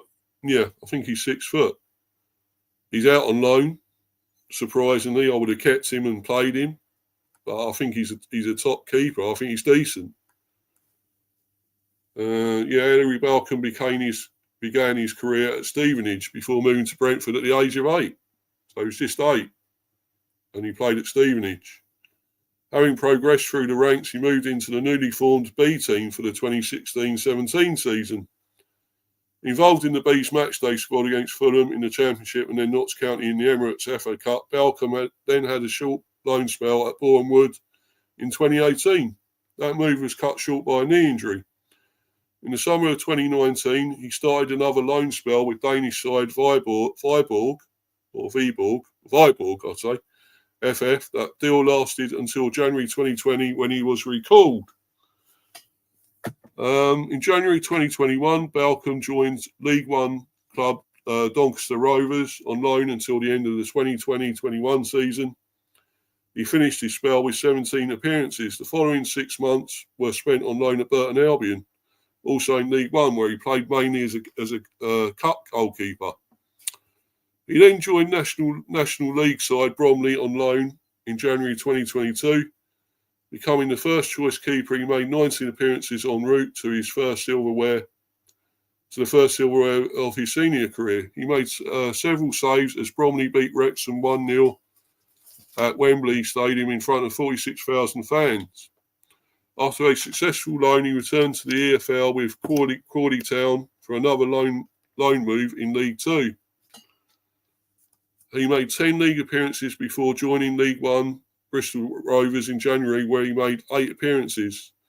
Balcom became Brentford's regular third choice goalkeeper behind Mark Flecken and Thomas Strakosha during the 23-24 season. He completed another loan move to Scottish Premiership side St Mirren for the 24-25 season. Balcom has represented England up to under-21 level and was part of the under-20 squad that won the Toulon tournament in 2017. So yeah, I do rate this guy. He does look decent, I've got to admit, and I think we should play him more. I really do. If anything, in cup competitions and Valdemarson as well. Let's just read about him briefly. I just want to read about him, and then we're going to move on to the rest of the squad. And he's the same height as Flecken. Actually, looks taller than Flecken, surprisingly as well. He does look taller. He's 6'3" as well. And here we go. Initially an outfield player, yet again. Another outfield player.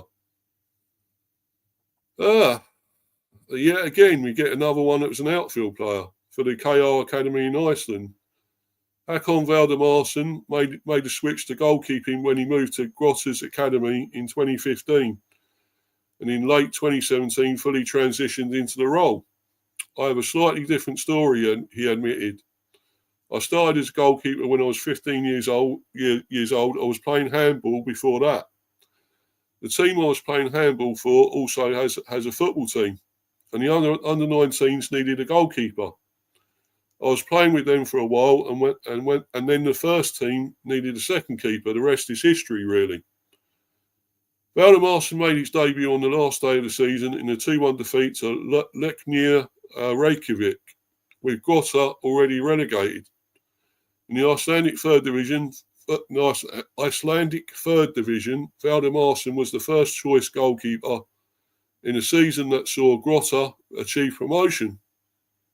They achieved defeat again the following campaign, earning promotion to the Urvalsdeild, the top division of Icelandic football.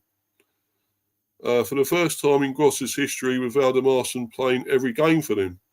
After Grotta's relegation, Valdemarson moved to Swedish club IF Elfsborg. He struggled to get a run of games in his first season, but finally got his chance halfway through the following campaign and won the Goalkeeper of the Year award. Valdemarson kept 14 clean sheets in his last season at Elfsborg Elfsborg and earned the opportunity to test himself in the Premier League with Brentford in January 2024. He was an unused substitute for the Bees' last 4 games of the 23-24 season, before making his Premier League debut against Brighton and Hove Albion in December 2024. Keeping a clean sheet after replacing the injured Mark Flecken, in a 0-0 draw on the South Coast. General games played 2, minutes played 144, starts 1, subbed off none. Goalkeeping saved 60% success rate, so obviously below Flecken actually, but he hasn't played that many, so that's probably the case, should be the case. He's only played 2 games, as you see, 2 games, so should be playing more, shouldn't he, really? No clean sheets, 2 catches, 1 punch, no drops, no penalties saved, and 3 clearances. Distribution passes 61.9% success rate. Total passes 63, successful passes 39, passes per 90 minutes 39.4. Long passes 42.9% success rate. Pass direction 65.1% forward, 20.6% left, 14.3% right, and 0.0% backwards. Passing accuracy by area 34.3% opposition half, 96.4% own half. Total open play crosses none, successful crosses none, assists none, second assists none, key passes none. Discipline fouls 1 none, fouls conceded none, no yellow cards, no reds. So there we go. And now we're going to move on. Obviously, just look at the other keepers. Matthew Cox, obviously another young keeper. I don't think he's played yet for us. Well, maybe the under 21s, under 18s may have played. Same with Ben Winterbottom. I think he would have played for the youth team or something, youth squad and whatever. I just want to see his stats, Ellery Balcom, when he played. There's nothing. Sorry, there's none, is there?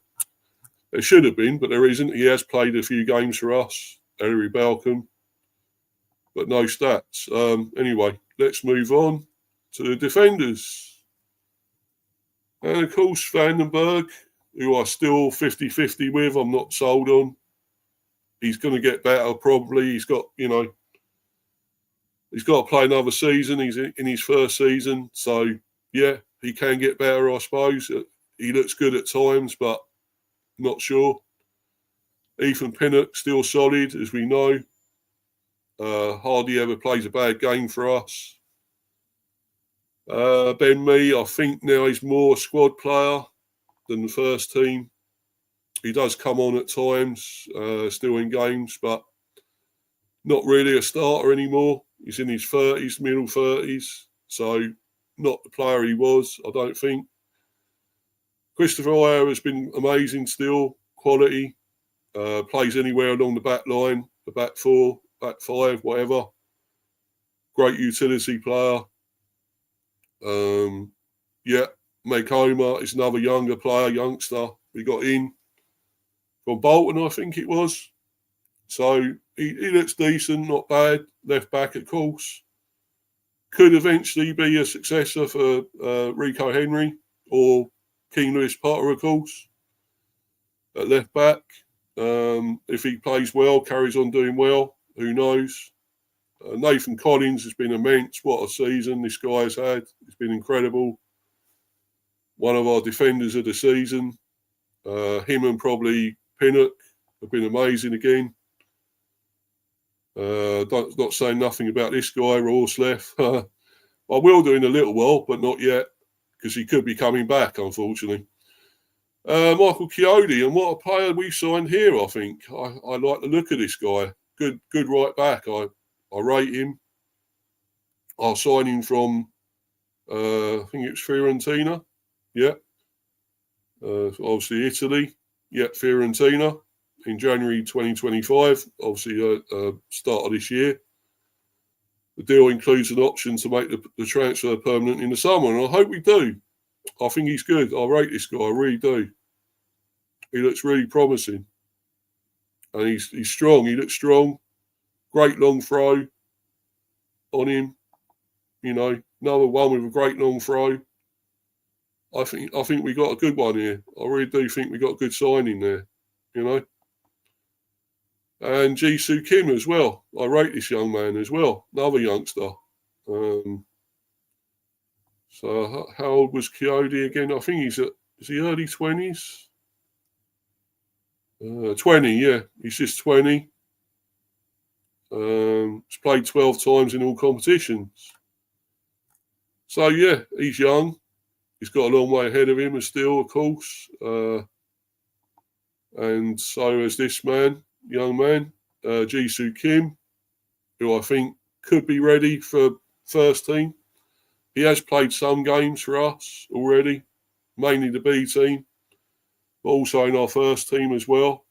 He became the youngest player in the K-League, South Korea, top division, aged is 17, while plying his trade at Seongnam, and the first player in the league to sign a contract on semi-professional terms. Let's see, how old is he now? Doesn't say how old is he. He was 17. It doesn't say when that was, but I would say he's got to be at least 18, 19, I would say now, maybe 20. He's still good. He looks good. And, you know, I think he should be in the team, the first team. And this guy we're certainly still missing. Well, both of these, Aaron Hickey and Rico Henry, really need these two back. And they will be back very soon, actually. Left and right backs, our first choice, of course. Hickey is amazing, quality, Scottish international. Quick, and he reads it well, tackles well, gets back well, positions well, great positioning, reading of the play. Decent at passing it out as well, very good at passing. So, and Rico Henry the same, I would say. He reads it well, got pace, got immense pace, what he did have, until he had all these injuries, so he probably hasn't got that pace anymore, because he's got so many injuries. But he's quality. Brilliant, you know. Shame we've been without him for so long. So many games he's been missing. And, you know, we need him back. Need both of these back.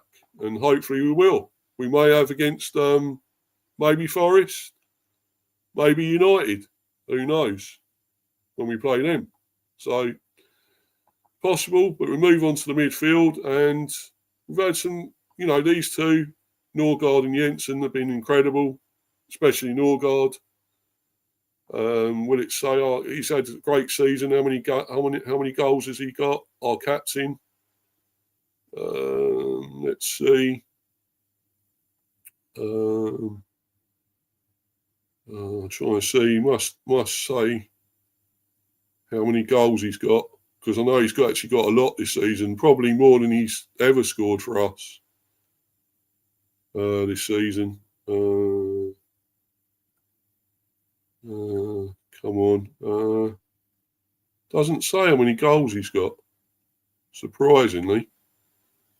Because he has got a few. He's got something, I think, like 5 or 6 goals this season at least. But he's been incredible, of course. Been amazing. Our captain. I think we signed him up to. Yeah, we have. I believe we signed him to another year at least, or another 2.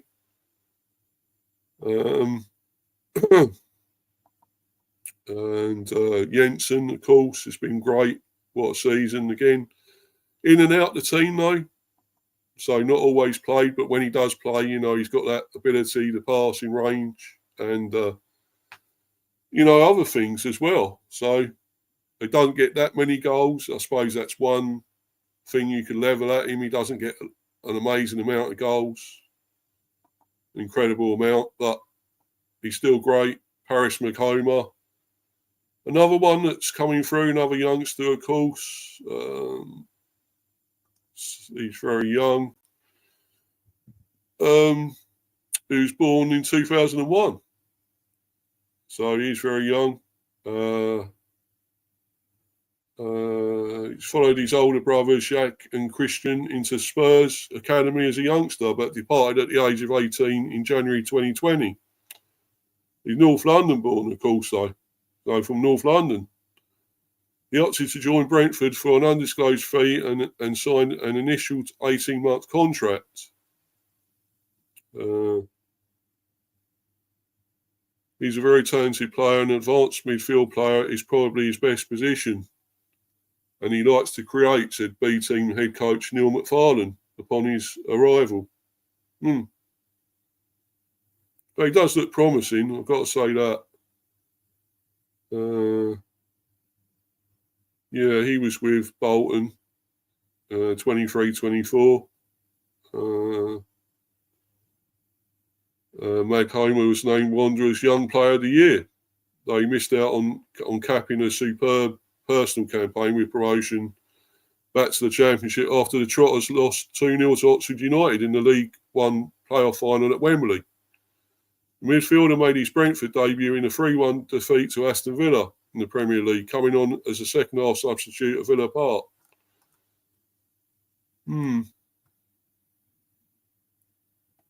Yep. Ryan Trevitt, another good youngster we got, and doing well elsewhere on loan, I believe, still. Elsewhere. Vitaly Yanel, I'm still not sure about this guy. He's played for us a long time now. Been here a few seasons. Sometimes he looks very good, sometimes he doesn't. And when he does look good, he does some very good things, but doesn't get enough goals also, like Jensen, doesn't get loads of goals. But he can sometimes create, and he can get good tackles in, fairly tough tackling in the midfield, and good going forward at times. Yunus Konak, I want to see more from him. I think he looks very good. Good youngster again. I think he's 18, maybe 17.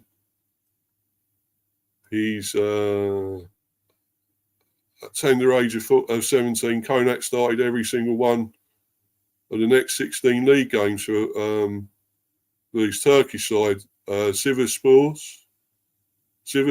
youth ranks. You've seen this after leaving his hometown of Batman in 2018. Batman, what a name, eh? For his town, the Cape Crusader, eh? We've got a real superhero in our team, you know? Real hero here. And Yunus Emre Konak. Made his professional debut in August 2023 when he started in defensive midfield during Sivasspor's 1-1 draw with Samsunspor. Over the 4 months that followed at the tender age of 17, Konak started every single one of the next 16 league games, as well as continuing to play at international level for both Turkey under-18s and under-21s. So he's just 17 still. Yeah. Yeah, he does look good, I've got to admit. He looks a good player, what I've seen of him. So, doesn't play enough. He hasn't been played enough, but maybe he will play more. Maybe next season, I hope. Miles Pert Harris is off on loan. Another good young player, though. Looks good. Looks very good. And, of course, Damsgaard, what a season this man is having. Incredible player. Incredible season. He's been immense. First real great season he's had, actually, since he joined us. So, he's been amazing. It says 2019-20 season he excelled. Primarily deployed on the left wing. Damsgaard scored 11 goals and assisted another 7 in 37 games in all competitions. That sparkling form attracted interest from abroad, and in February 2020, his summer transfer to Sampdoria was confirmed. That's when he was at Nordisland, playing there. And so he moved to Sampdoria in 2020. He was afforded plenty of playing time after he joined in the July and ended his first season in Italy, having made the joint second most appearances in the squad. His senior Denmark debut and 2 further caps followed, before he was included in Hjulmand's squad for the delayed Euro 2020. Damsgaard started all bar one of Denmark's 6 games in their run to the semi-final, and after becoming his nation's youngest scorer in European Championship history, when he scored against Russia at age 20 years and 353 days, he hit the headlines when he struck a stunning dipping free kick to open the score in the eventual 2-1 defeat to England. We all remember that. Yeah, we beat them, but what a goal he got. Fantastic goal. When he returned to club football, he was one of the first names on the team sheet, of course, until October, when, following an initial thigh complaint, doctors found Damsgaard was suffering from arthritis in his right knee. For a youngster, 20-odd, early 20s, get arthritis. That's amazing, isn't it? Incredible. How's he got arthritis at that age? But still, from arthritis in his right knee, which he discussed in the long read, and was something that ultimately kept him out of action for a 6-month period. Having returned to fitness, Brentford spotted his potential and brought him on a 5-year contract, which we now extended, of course. We've extended his contract. Brilliant. Yes. And deservedly so. It's been amazing. Across his first 2 seasons in West London, the 23-year-old was primarily introduced from the bench, before starting 5 of the final 7 Premier League games during the 23-24 campaign, giving a glimpse of what is sure to follow. Damsgaard cemented his place in the B starting 11 with some impressive performances during the 24-25 campaign, which saw him commit his future to the club in January 2025. Yes. Come on. Yes. Come on.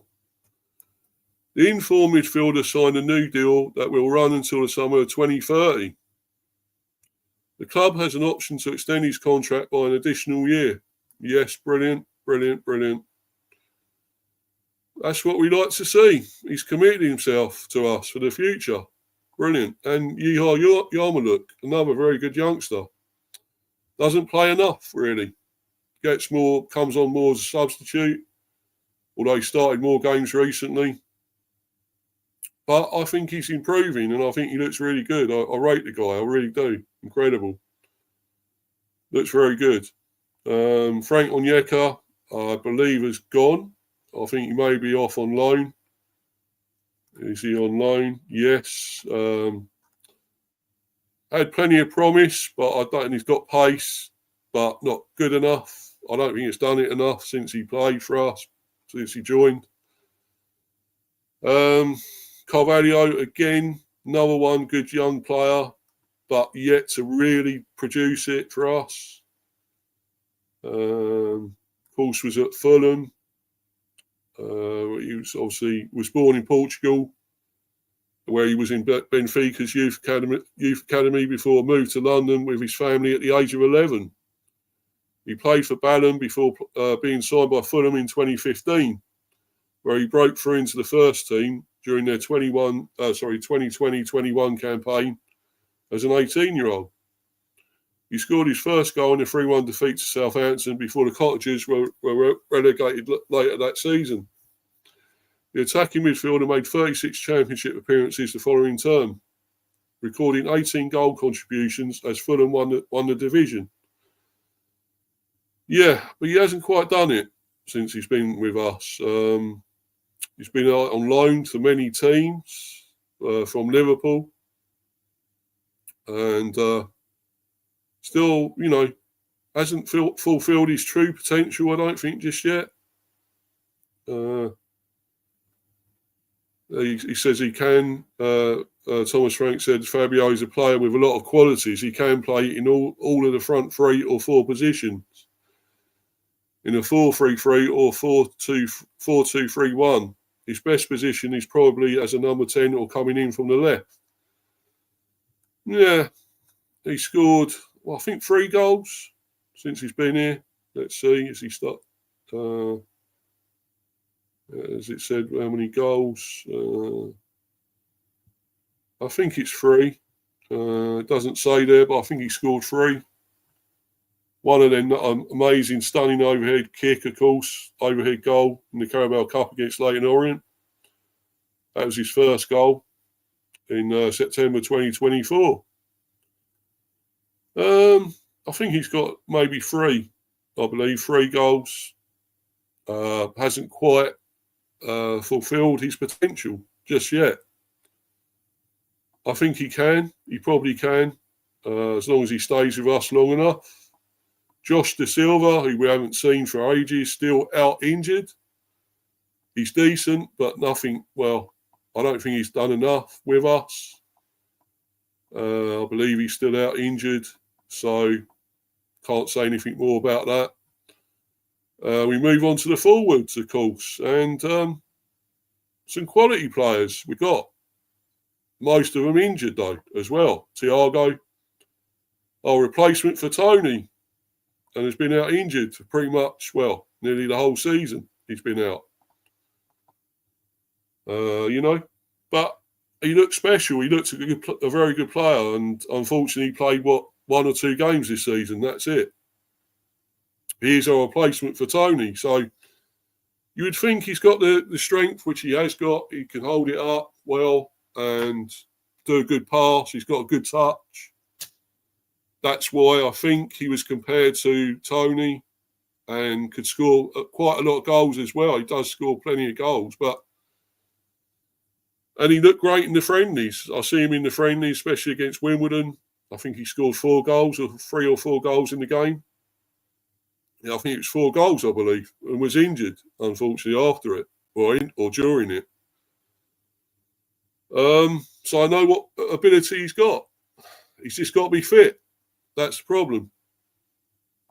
And this young man as well, Kevin Shardy, got ability. He's got, absolute total potential to be amazing.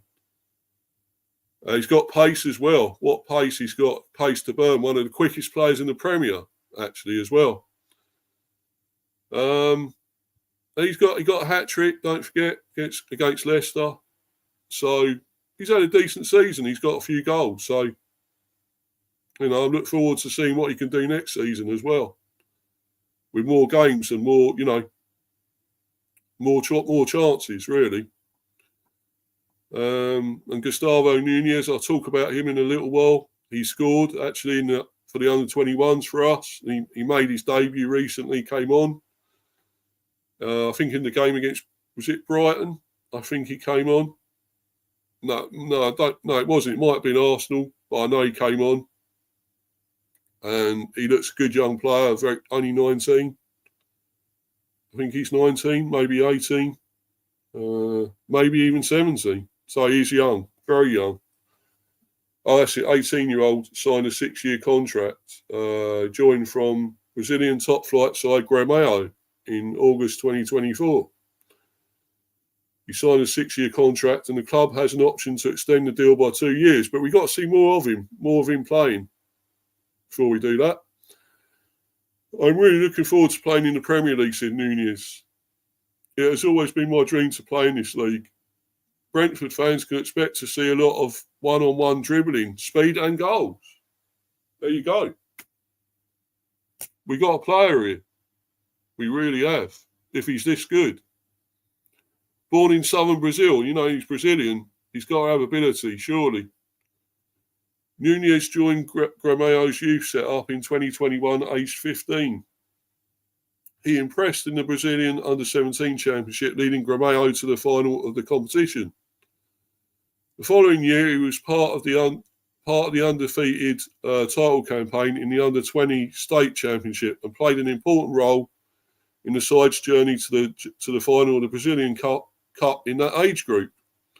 He made his first team debut for Grêmio in February 2024, coming on as a first-half substitute and providing us an assist in a 1-1 Serie A draw with São Luís. He scored his first goal 6 days later, netting the opener opener in a 6-2 victory over Santa Cruz.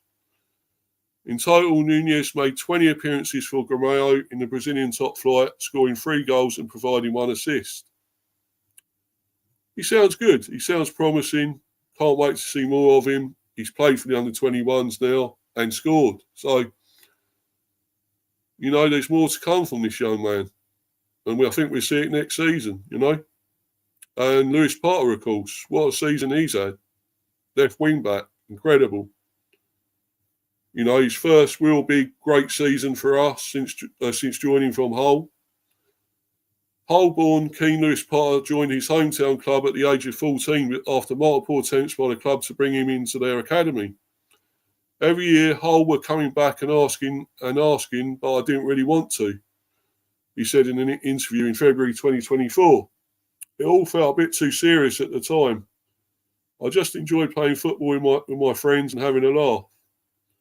In conversation with BrentfordFC.com last year, Lewis Potter's football team manager at St Mary's College from year 8 to year 11 gave the forward a glowing report, speaking as part of the long read. Keane was a dedicated, committed, determined and self-confident footballer. He was always driven to win, and when he joined the Hull City Academy, he matured very quickly. Keane was always committed to being a professional footballer from the time he started the school. In year 7, that was his sole career aspiration. Lewis Potter made his senior debut in an FA Cup match against Millwall in January 2019 and played 22 times in 2019-20, but Grant McCann facilitated his breakout the following season, and West Ham bound Jared Boyens went on to score 15 goals and provide 6 assists as the Tigers won League One. He followed that up with 13, heir, that's what I meant to say, heir. Jared Boyens' heir apparent, of course. Went on to score 15 goals and provide 6 assists as the Tigers won League One. He followed that up with 13 goals and 3 assists back in the Championship, which naturally led to a first England under-21 call-up and interest from Premier League clubs. On 12th of July 2022, he signed a 6-year contract at Brentford for an undisclosed fee. We have a player who scores his goals by arriving in the box and attacking the last line, said Thomas Frank when his arrival was announced. He gets in the position to convert the chances made for him. He's a flexible player. He can play both sides as a striker and as a 10 if we want to do that. He has a very good mentality. Lewis Potter managed 1 goal and 1 assist in the first season, prematurely curtailed by a knee injury, but was utilised more frequently in 23-24, featuring in 30 Premier League games. He scored 3 goals too. The first, a clever improvised finish against Aston Villa. The second, a clinical first-time connection on Mads Rorslef's cross after an incisive breakaway at Crystal Palace. And the third, a simple header at the back post in the 5-1 rout of Luton Town. Having impressed in a new left-back role during the 2024-25 season, Lewis Potter signed a new long-term contract with Brentford in January 2025. The 23-year-old's new deal runs until the summer of 2031. The club has an option to extend his contract by an additional 12 months. Yeah. So another one we got signed up, of course. Brilliant. Amazing. He's been incredible this season, and I'm glad he's signed a new contract. We got him signed up, guys. Brilliant. What a season that young man's had. And, of course, we will go on to these two. Well, the big two. Amazing, these two. What season these two have had. And they're still having. They still ain't finished yet, of course. Johan Visser, Brian and Bramo. Incredible. So we'll talk about this. These two. Amazing. Brian and Bramo first. Brian and Bramo started his career with Troyes in his native France and made 89 appearances for the club's first team and reserve team combined latterly in Liga 2 before moving to England in August 2019. Having just turned 20 to join Brentford on a 5-year contract during the final season at Griffin Park. He enjoyed a storming first season in England, scoring 16 goals and providing 8 assists, as he made up 1/3 of the fabled BMW front three, which combined of Saeed Benrahma, Bremo and Ollie Watkins, of course. Both of them no longer with us, Saeed Benrahma and Ollie Watkins, both at other teams. Benrahma, of course, formerly of West Ham for a while, and others. And, of course, Ollie Watkins at Villa. Both Watkins and Benrahma left for pastures new after the Bees lost the Championship playoff final at Wembley in 2020. But Bremo remained. Well done. He's been loyal. Well done to him for being loyal. Brilliant. But Bremo remained and played a key role in promotion to the Premier League at the second time of asking, with 8 league goals and 12 assists. As Brentford adapted to life in the top flight, when Bremo was often paired up front with Ivan Toney in a 3-5-2 formation. And though he racked up 11 goal contributions throughout the historic season, he was denied by the woodwork 7 times. A season-high figure matched only by Leeds United's Rafinha. He signed a new 4-year contract in January 2022. Yes. In 2022-23, he featured in every single one of Brentford's league games, contributing heavily to the unprecedented 9th place finish, and doing so as a Cameroon international, having been persuaded to switch his allegiance from France during a meeting with Samuel Eto'o. And good choice it was too. Playing to get more games for Cameroon than he will France. What, all the players they've got, France. So, and this guy's quality, but he can't get in the French team. It's amazing, isn't it? He was named in the indomitable Lions squad for the 2022 World Cup, where he started all 3 of their Group G matches. And Bremo made a typically impressive start to 23-24, with 7 goals and 3 assists by the start of December, before an ankle injury that required surgery kept him out of action until the middle of March, compounding the Bees' injury crisis. He returned to the starting lineup in April 2024, scoring 2 goals and assisting 3 more times, assisting 3 more across the final 7 games. And of course now has 18 goals. Brilliant. This season. Amazing. What's a player? And we've got to sign him up. He's got to be signed up, guys. We need him. He's got to stay. And by all accounts, he likes it here. And his family are relaxed and, and are happy. Happy here at the Bees. So, let's sign him up. Come on, Bees. Let's get him a new contract. Get him to sign on that dotted line. Come on. He really has to.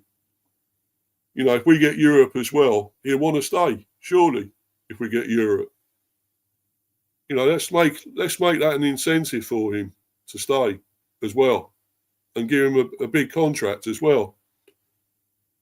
I think he's our top earner. I think he's on 45,000 a week. Yeah, 45,000 a week. He's on. Make it more. Get more. Pay him more.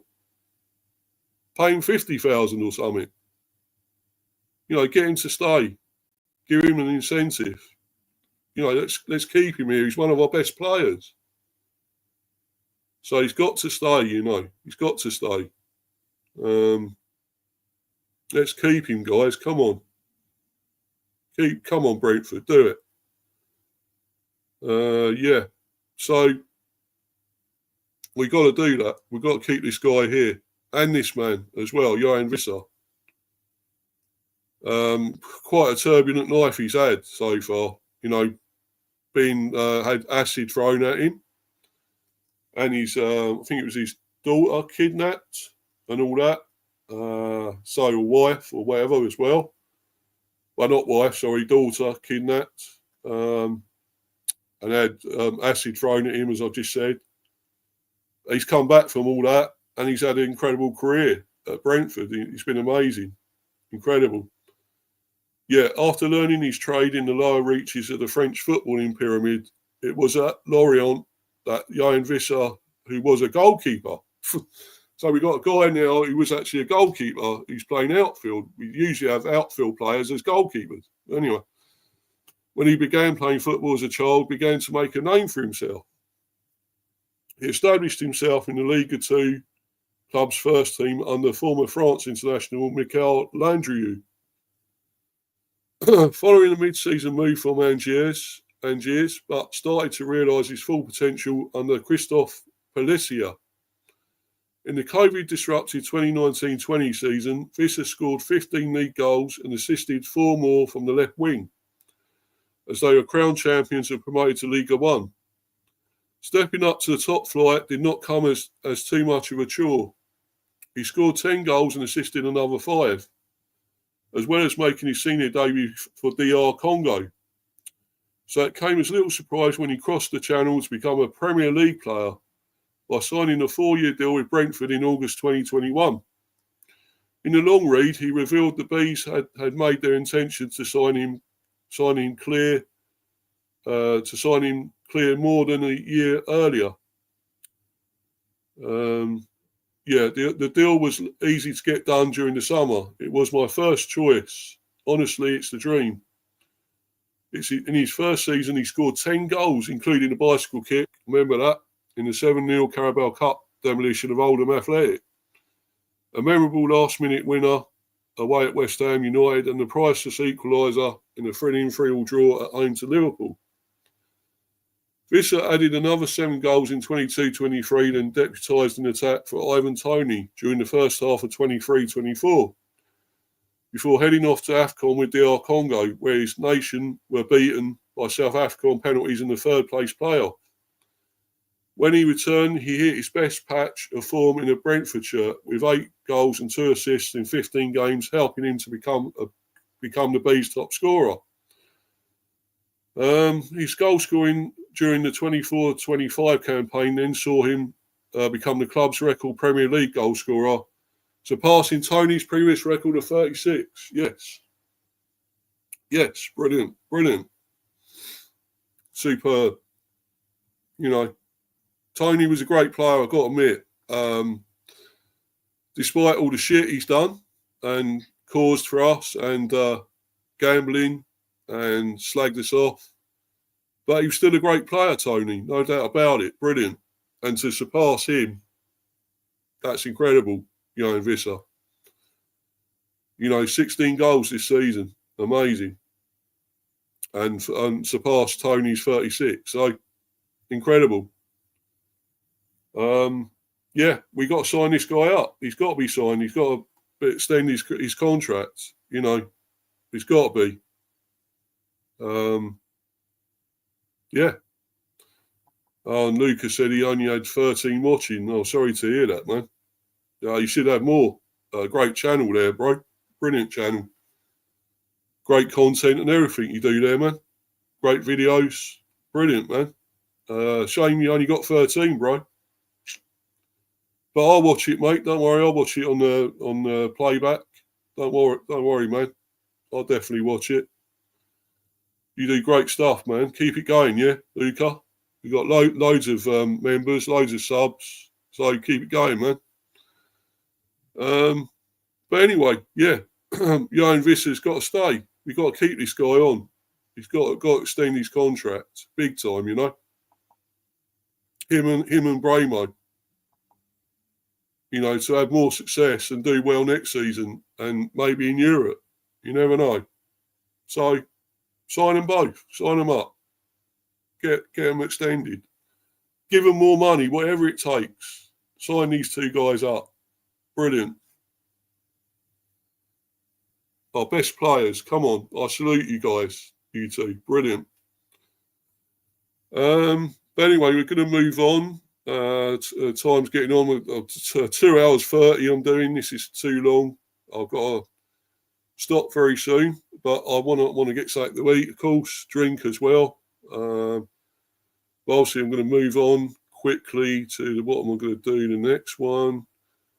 Talk about the women, actually, because I haven't spoke about them enough. So we're gonna talk about them. And brilliant, this one. Brentford women drew with Farnham Town 3-3 and won 4-2 on penalties, though, to win back-to-back Capital Cups after shootout joy. So, brilliant. Well done, the ladies, Well done to the women, Brilliant. That's great stuff, winning that. Brentford women secured their first piece of silverware this season after a 4-2 penalty shootout victory in the Capital Cup final against Farnham Town, following a pulsating 3-3 draw in normal time at Meadowbank Stadium. Yeah, great. Well done, the ladies. Well done. Brilliant. Yeah, it's good for them. Brilliant.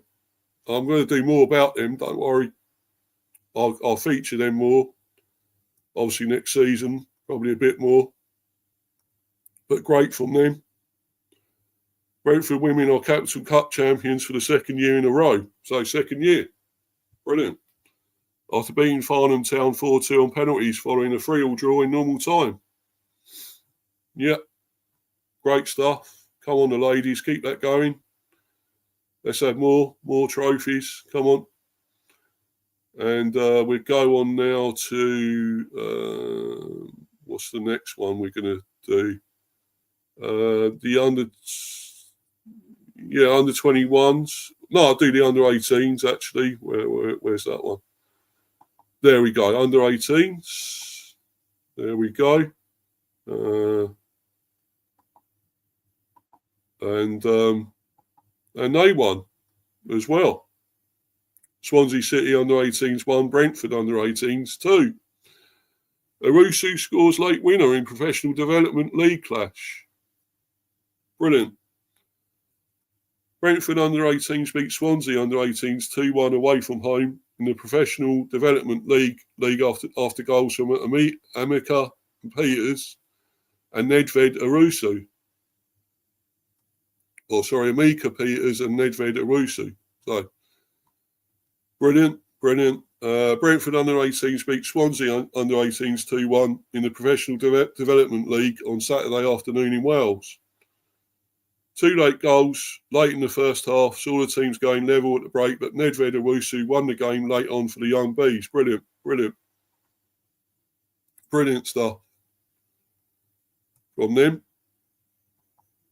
All our teams going well, women, under 18s, under 21s. Been amazing. So now we go on to the under 21s and where is it? This one. Because Nunez scored.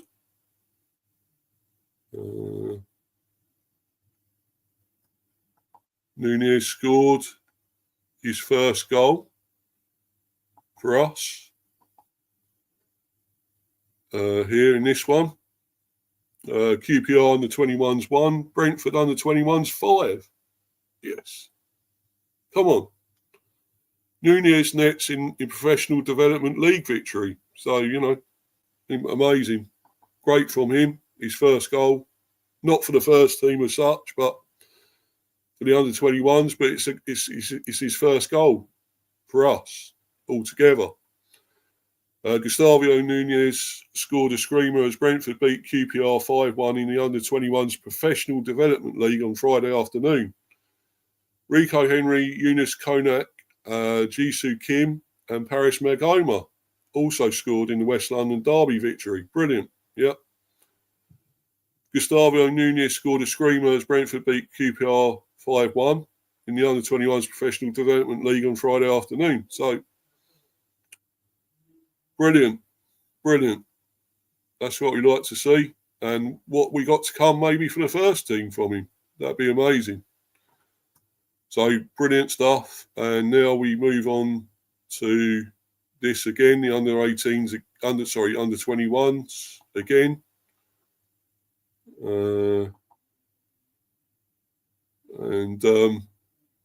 Crewe, that's Andrew under 21s, Neil Brentford under 21s too. Young Bees move one win away from securing playoff spot. So there we go. Brentford earned a 2-0 away victory at Crewe in the under 21 Professional Development League on Monday lunchtime. So only yesterday, in fact. Ewan Morgan and skipper Ethan Brierley scored early on to secure the 3 points. So just one win away from securing a playoff spot. Brilliant. That'd be amazing if we can do that.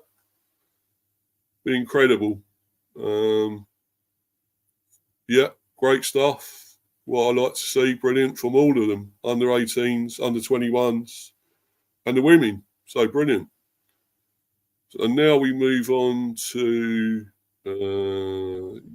this one I want to talk about quickly as well. Brentford fans donate generously to support those living in poverty in West London. So there's this as well. That's great to see. We're doing a lot for charity here. Amazing. And I'll just read a bit of this quickly.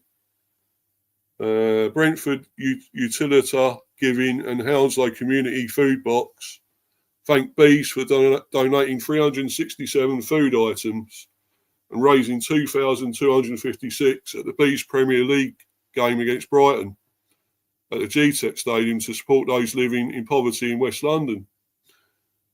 Yeah, brilliant. Well done. Amazing. Brilliant. Superb. I like this. This is great. Well done. Well done, the Bees. 367 food items and 2,256 was donated for people in the community living in poverty, thanks to activity organised by Brentford and Utilita Giving, the charity arm of club partner Utilita. The generous food contributions given by fans and staff will go to Hounslow Community Food Box, while the money raised will be split equally between the food box and Utilita Giving, who took over the Premier League match day for the visit of Brighton and Hove Albion to GTEC Community Stadium to drive the fundraising activities. Supporters took time out of their match day to make donations of food items and money outside of the GTEC before Thomas Frank's side beat the Seagulls 4-2. The club's chief executive, John Varney, and chair, Cliff Crown, also dropped off donations on the day, while club mascots Buzz and Buzzette paid a visit to the Utilita Giving team.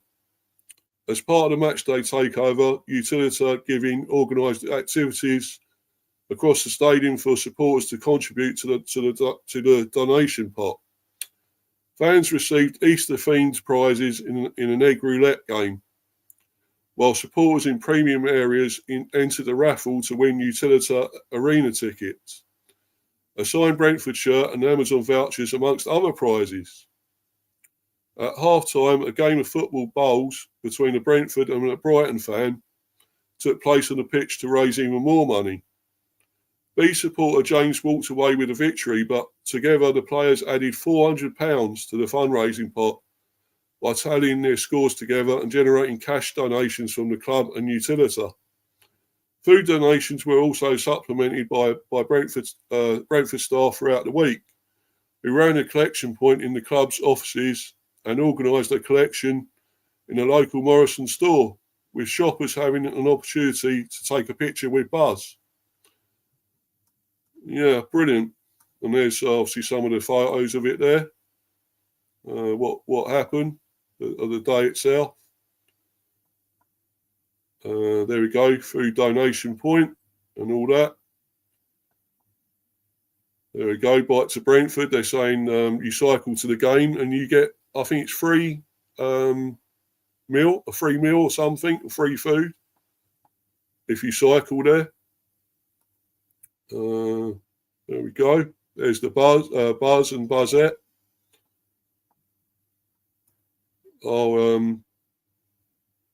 There we go. All the photos of it all, and plenty more.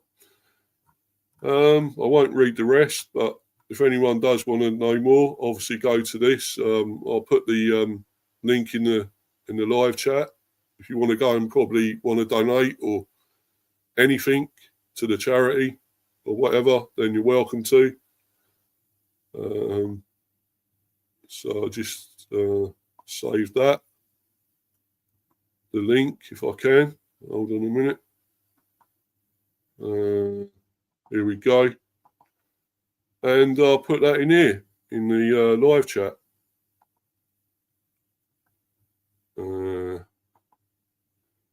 There we go. There's the link, guys.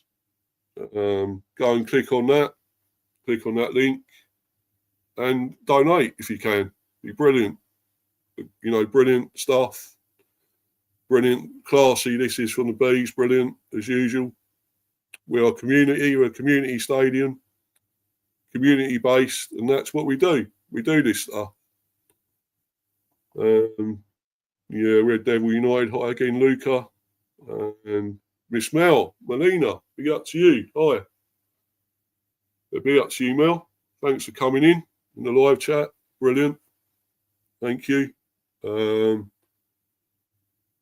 Yeah, and we'll move on now because I've only got 1 or 2 more articles to get through, and then I'm going to go, guys, because it's 2 hours 41. And I want to get something to eat, want to get something to drink, and also I've got another stream later on at 6 o'clock, the Buzz, so I want to be ready for that. So, right, let's get on to, we talk about this.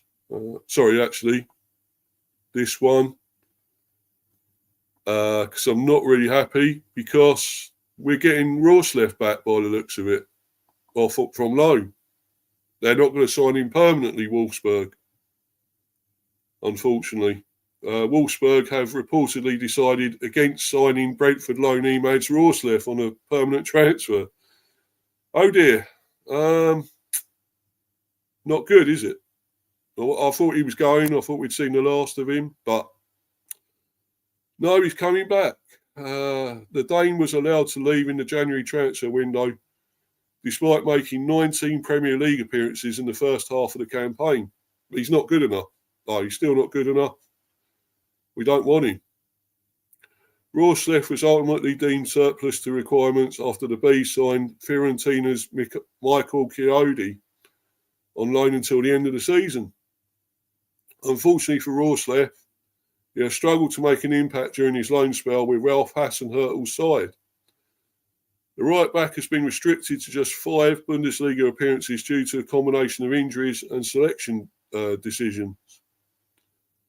Wolfsburg make decision after Rorsleff transfer. There is an option in Rorsleff's loan agreement for Rorsleff to convert the loan move into a permanent transfer at the end of the season, but they're not going to do it. However, according to German outlet Kicker, the Bundesliga side have already decided that they will not exercise the buy option for the 25-year-old. As a result, Rorsleff will return to Brentford at the end of the season, although there is considerable doubt as to whether he will still be at the Premier League club for the 25-26 campaign. Brentford could look to secure a permanent exit for the defender. I hope so, really do, especially as he is set to enter the final 12 months of his contract. With that in mind, the upcoming transfer window represents the final opportunity for the Bees to command a meaningful fee for Rorsleff. Onyeka to join Rorsleff in Brentford return. So, Frank Onyeka is also coming back from his loan. Rorsleff is not the only player set to return to Brentford from a Bundesliga loan spell, with midfielder Frank Onyeka unlikely to extend his stay with Augsburg. The Nigerian international has made 28 Bundesliga appearances since he joined the German club on a season-long loan deal last summer. While Onyeka has enjoyed regular game time, Augsburg are not expected to exercise their right to sign him on a permanent transfer. Oh, well, I think he's got more about him, though. Onyeka, he's quick. He's really not made much else of an impact, but he is quick. And I think he's got more about him than Rorslev has. So we really need to move Rorslev on. I really hope we do. Maybe keep Onyeka. He has got some ability. There is more maybe to come from him. Who knows? But I definitely want us to get rid of Rorslev. I really do. He's just not up to it. He really isn't. And we're going to this one now as well. Speaking of signings, I hope this won't happen. I really hope this won't happen because Nottingham Forest are still looking at Visser and Bramo. How can I get rid of this? Oh, sorry, guys. This fucking advert is annoying me. Can I get rid of it? No, shit. Fuck off. You're right. Sorry about that, guys. Trying to get rid of that advert. Which many people expect. Welcome to the Island of Edit. Sorry about this, guys.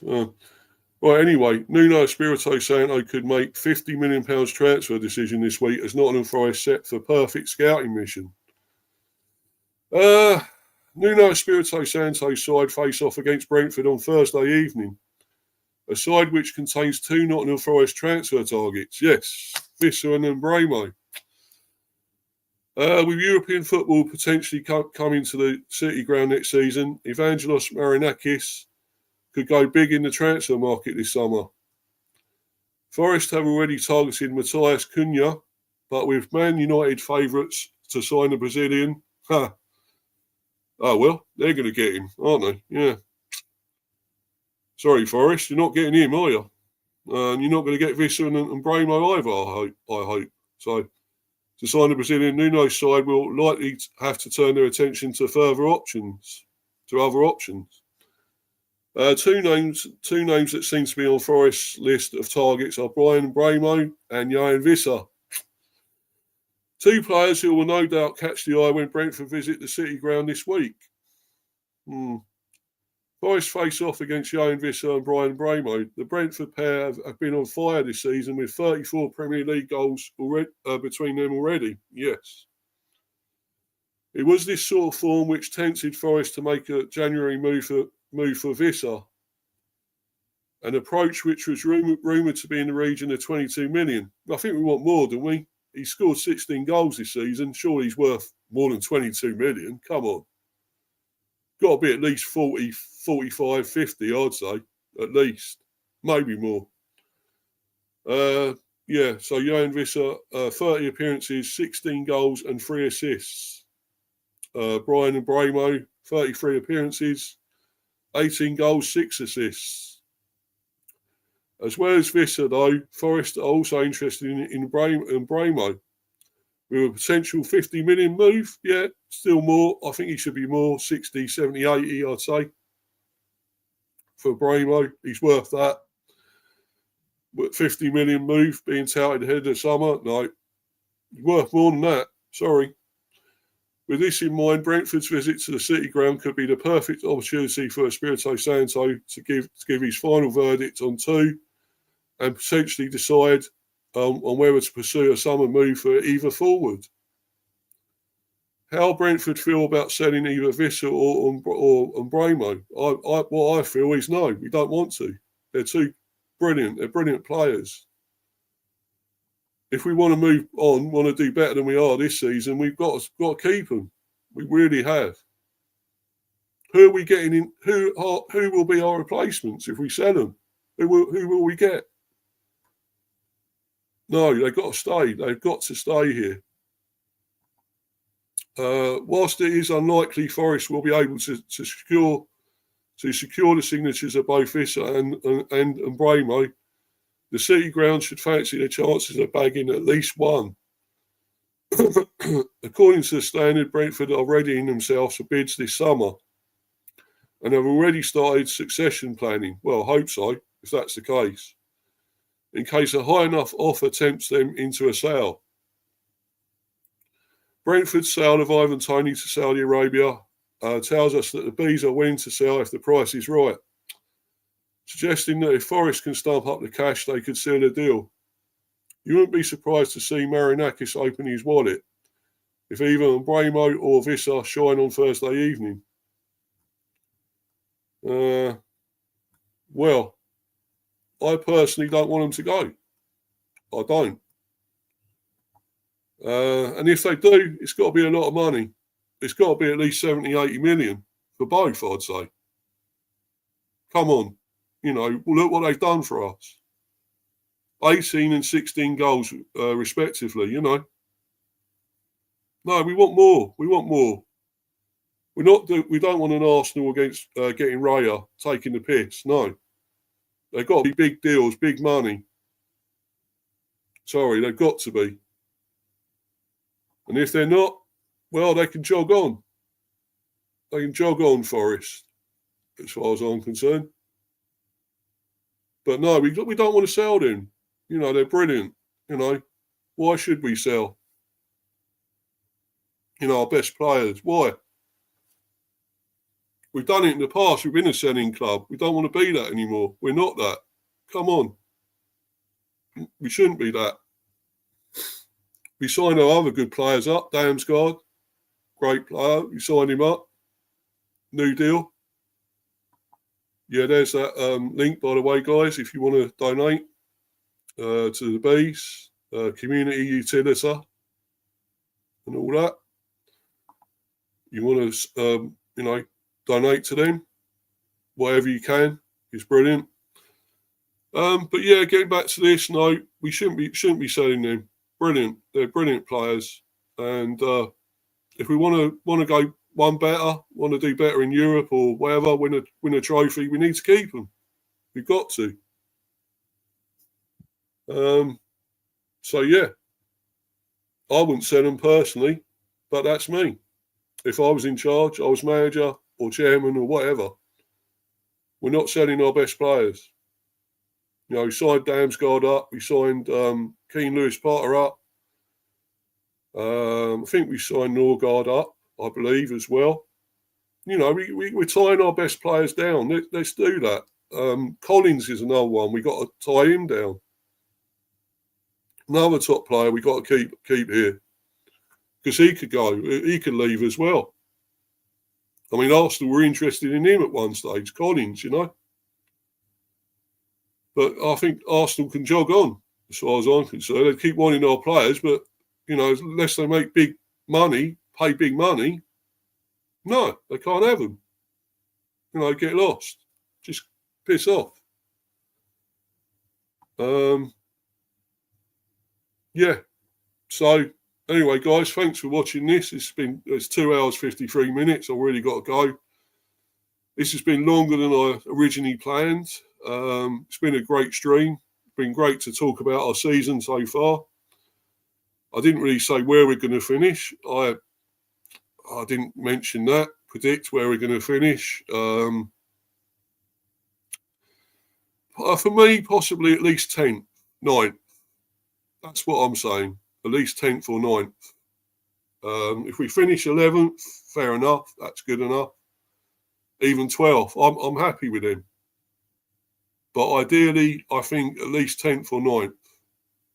If that's Europe, if that's to be Europe as well, we'll take it. If it's not, it's all good still. And we strive for more next season and get better, even better. Hopefully, if we keep our best players, we'll keep doing that. Or we add to the squad, we add to the team. We're doing better. I think, we could potentially be at least a top 8, 7, 6 side even. If we do better, if we get a better keeper. We could be up there. We could. But until we do, you know, we're mid-table, whatever. That's what we are. And we're accepting that, and I'm accepting that for the time being.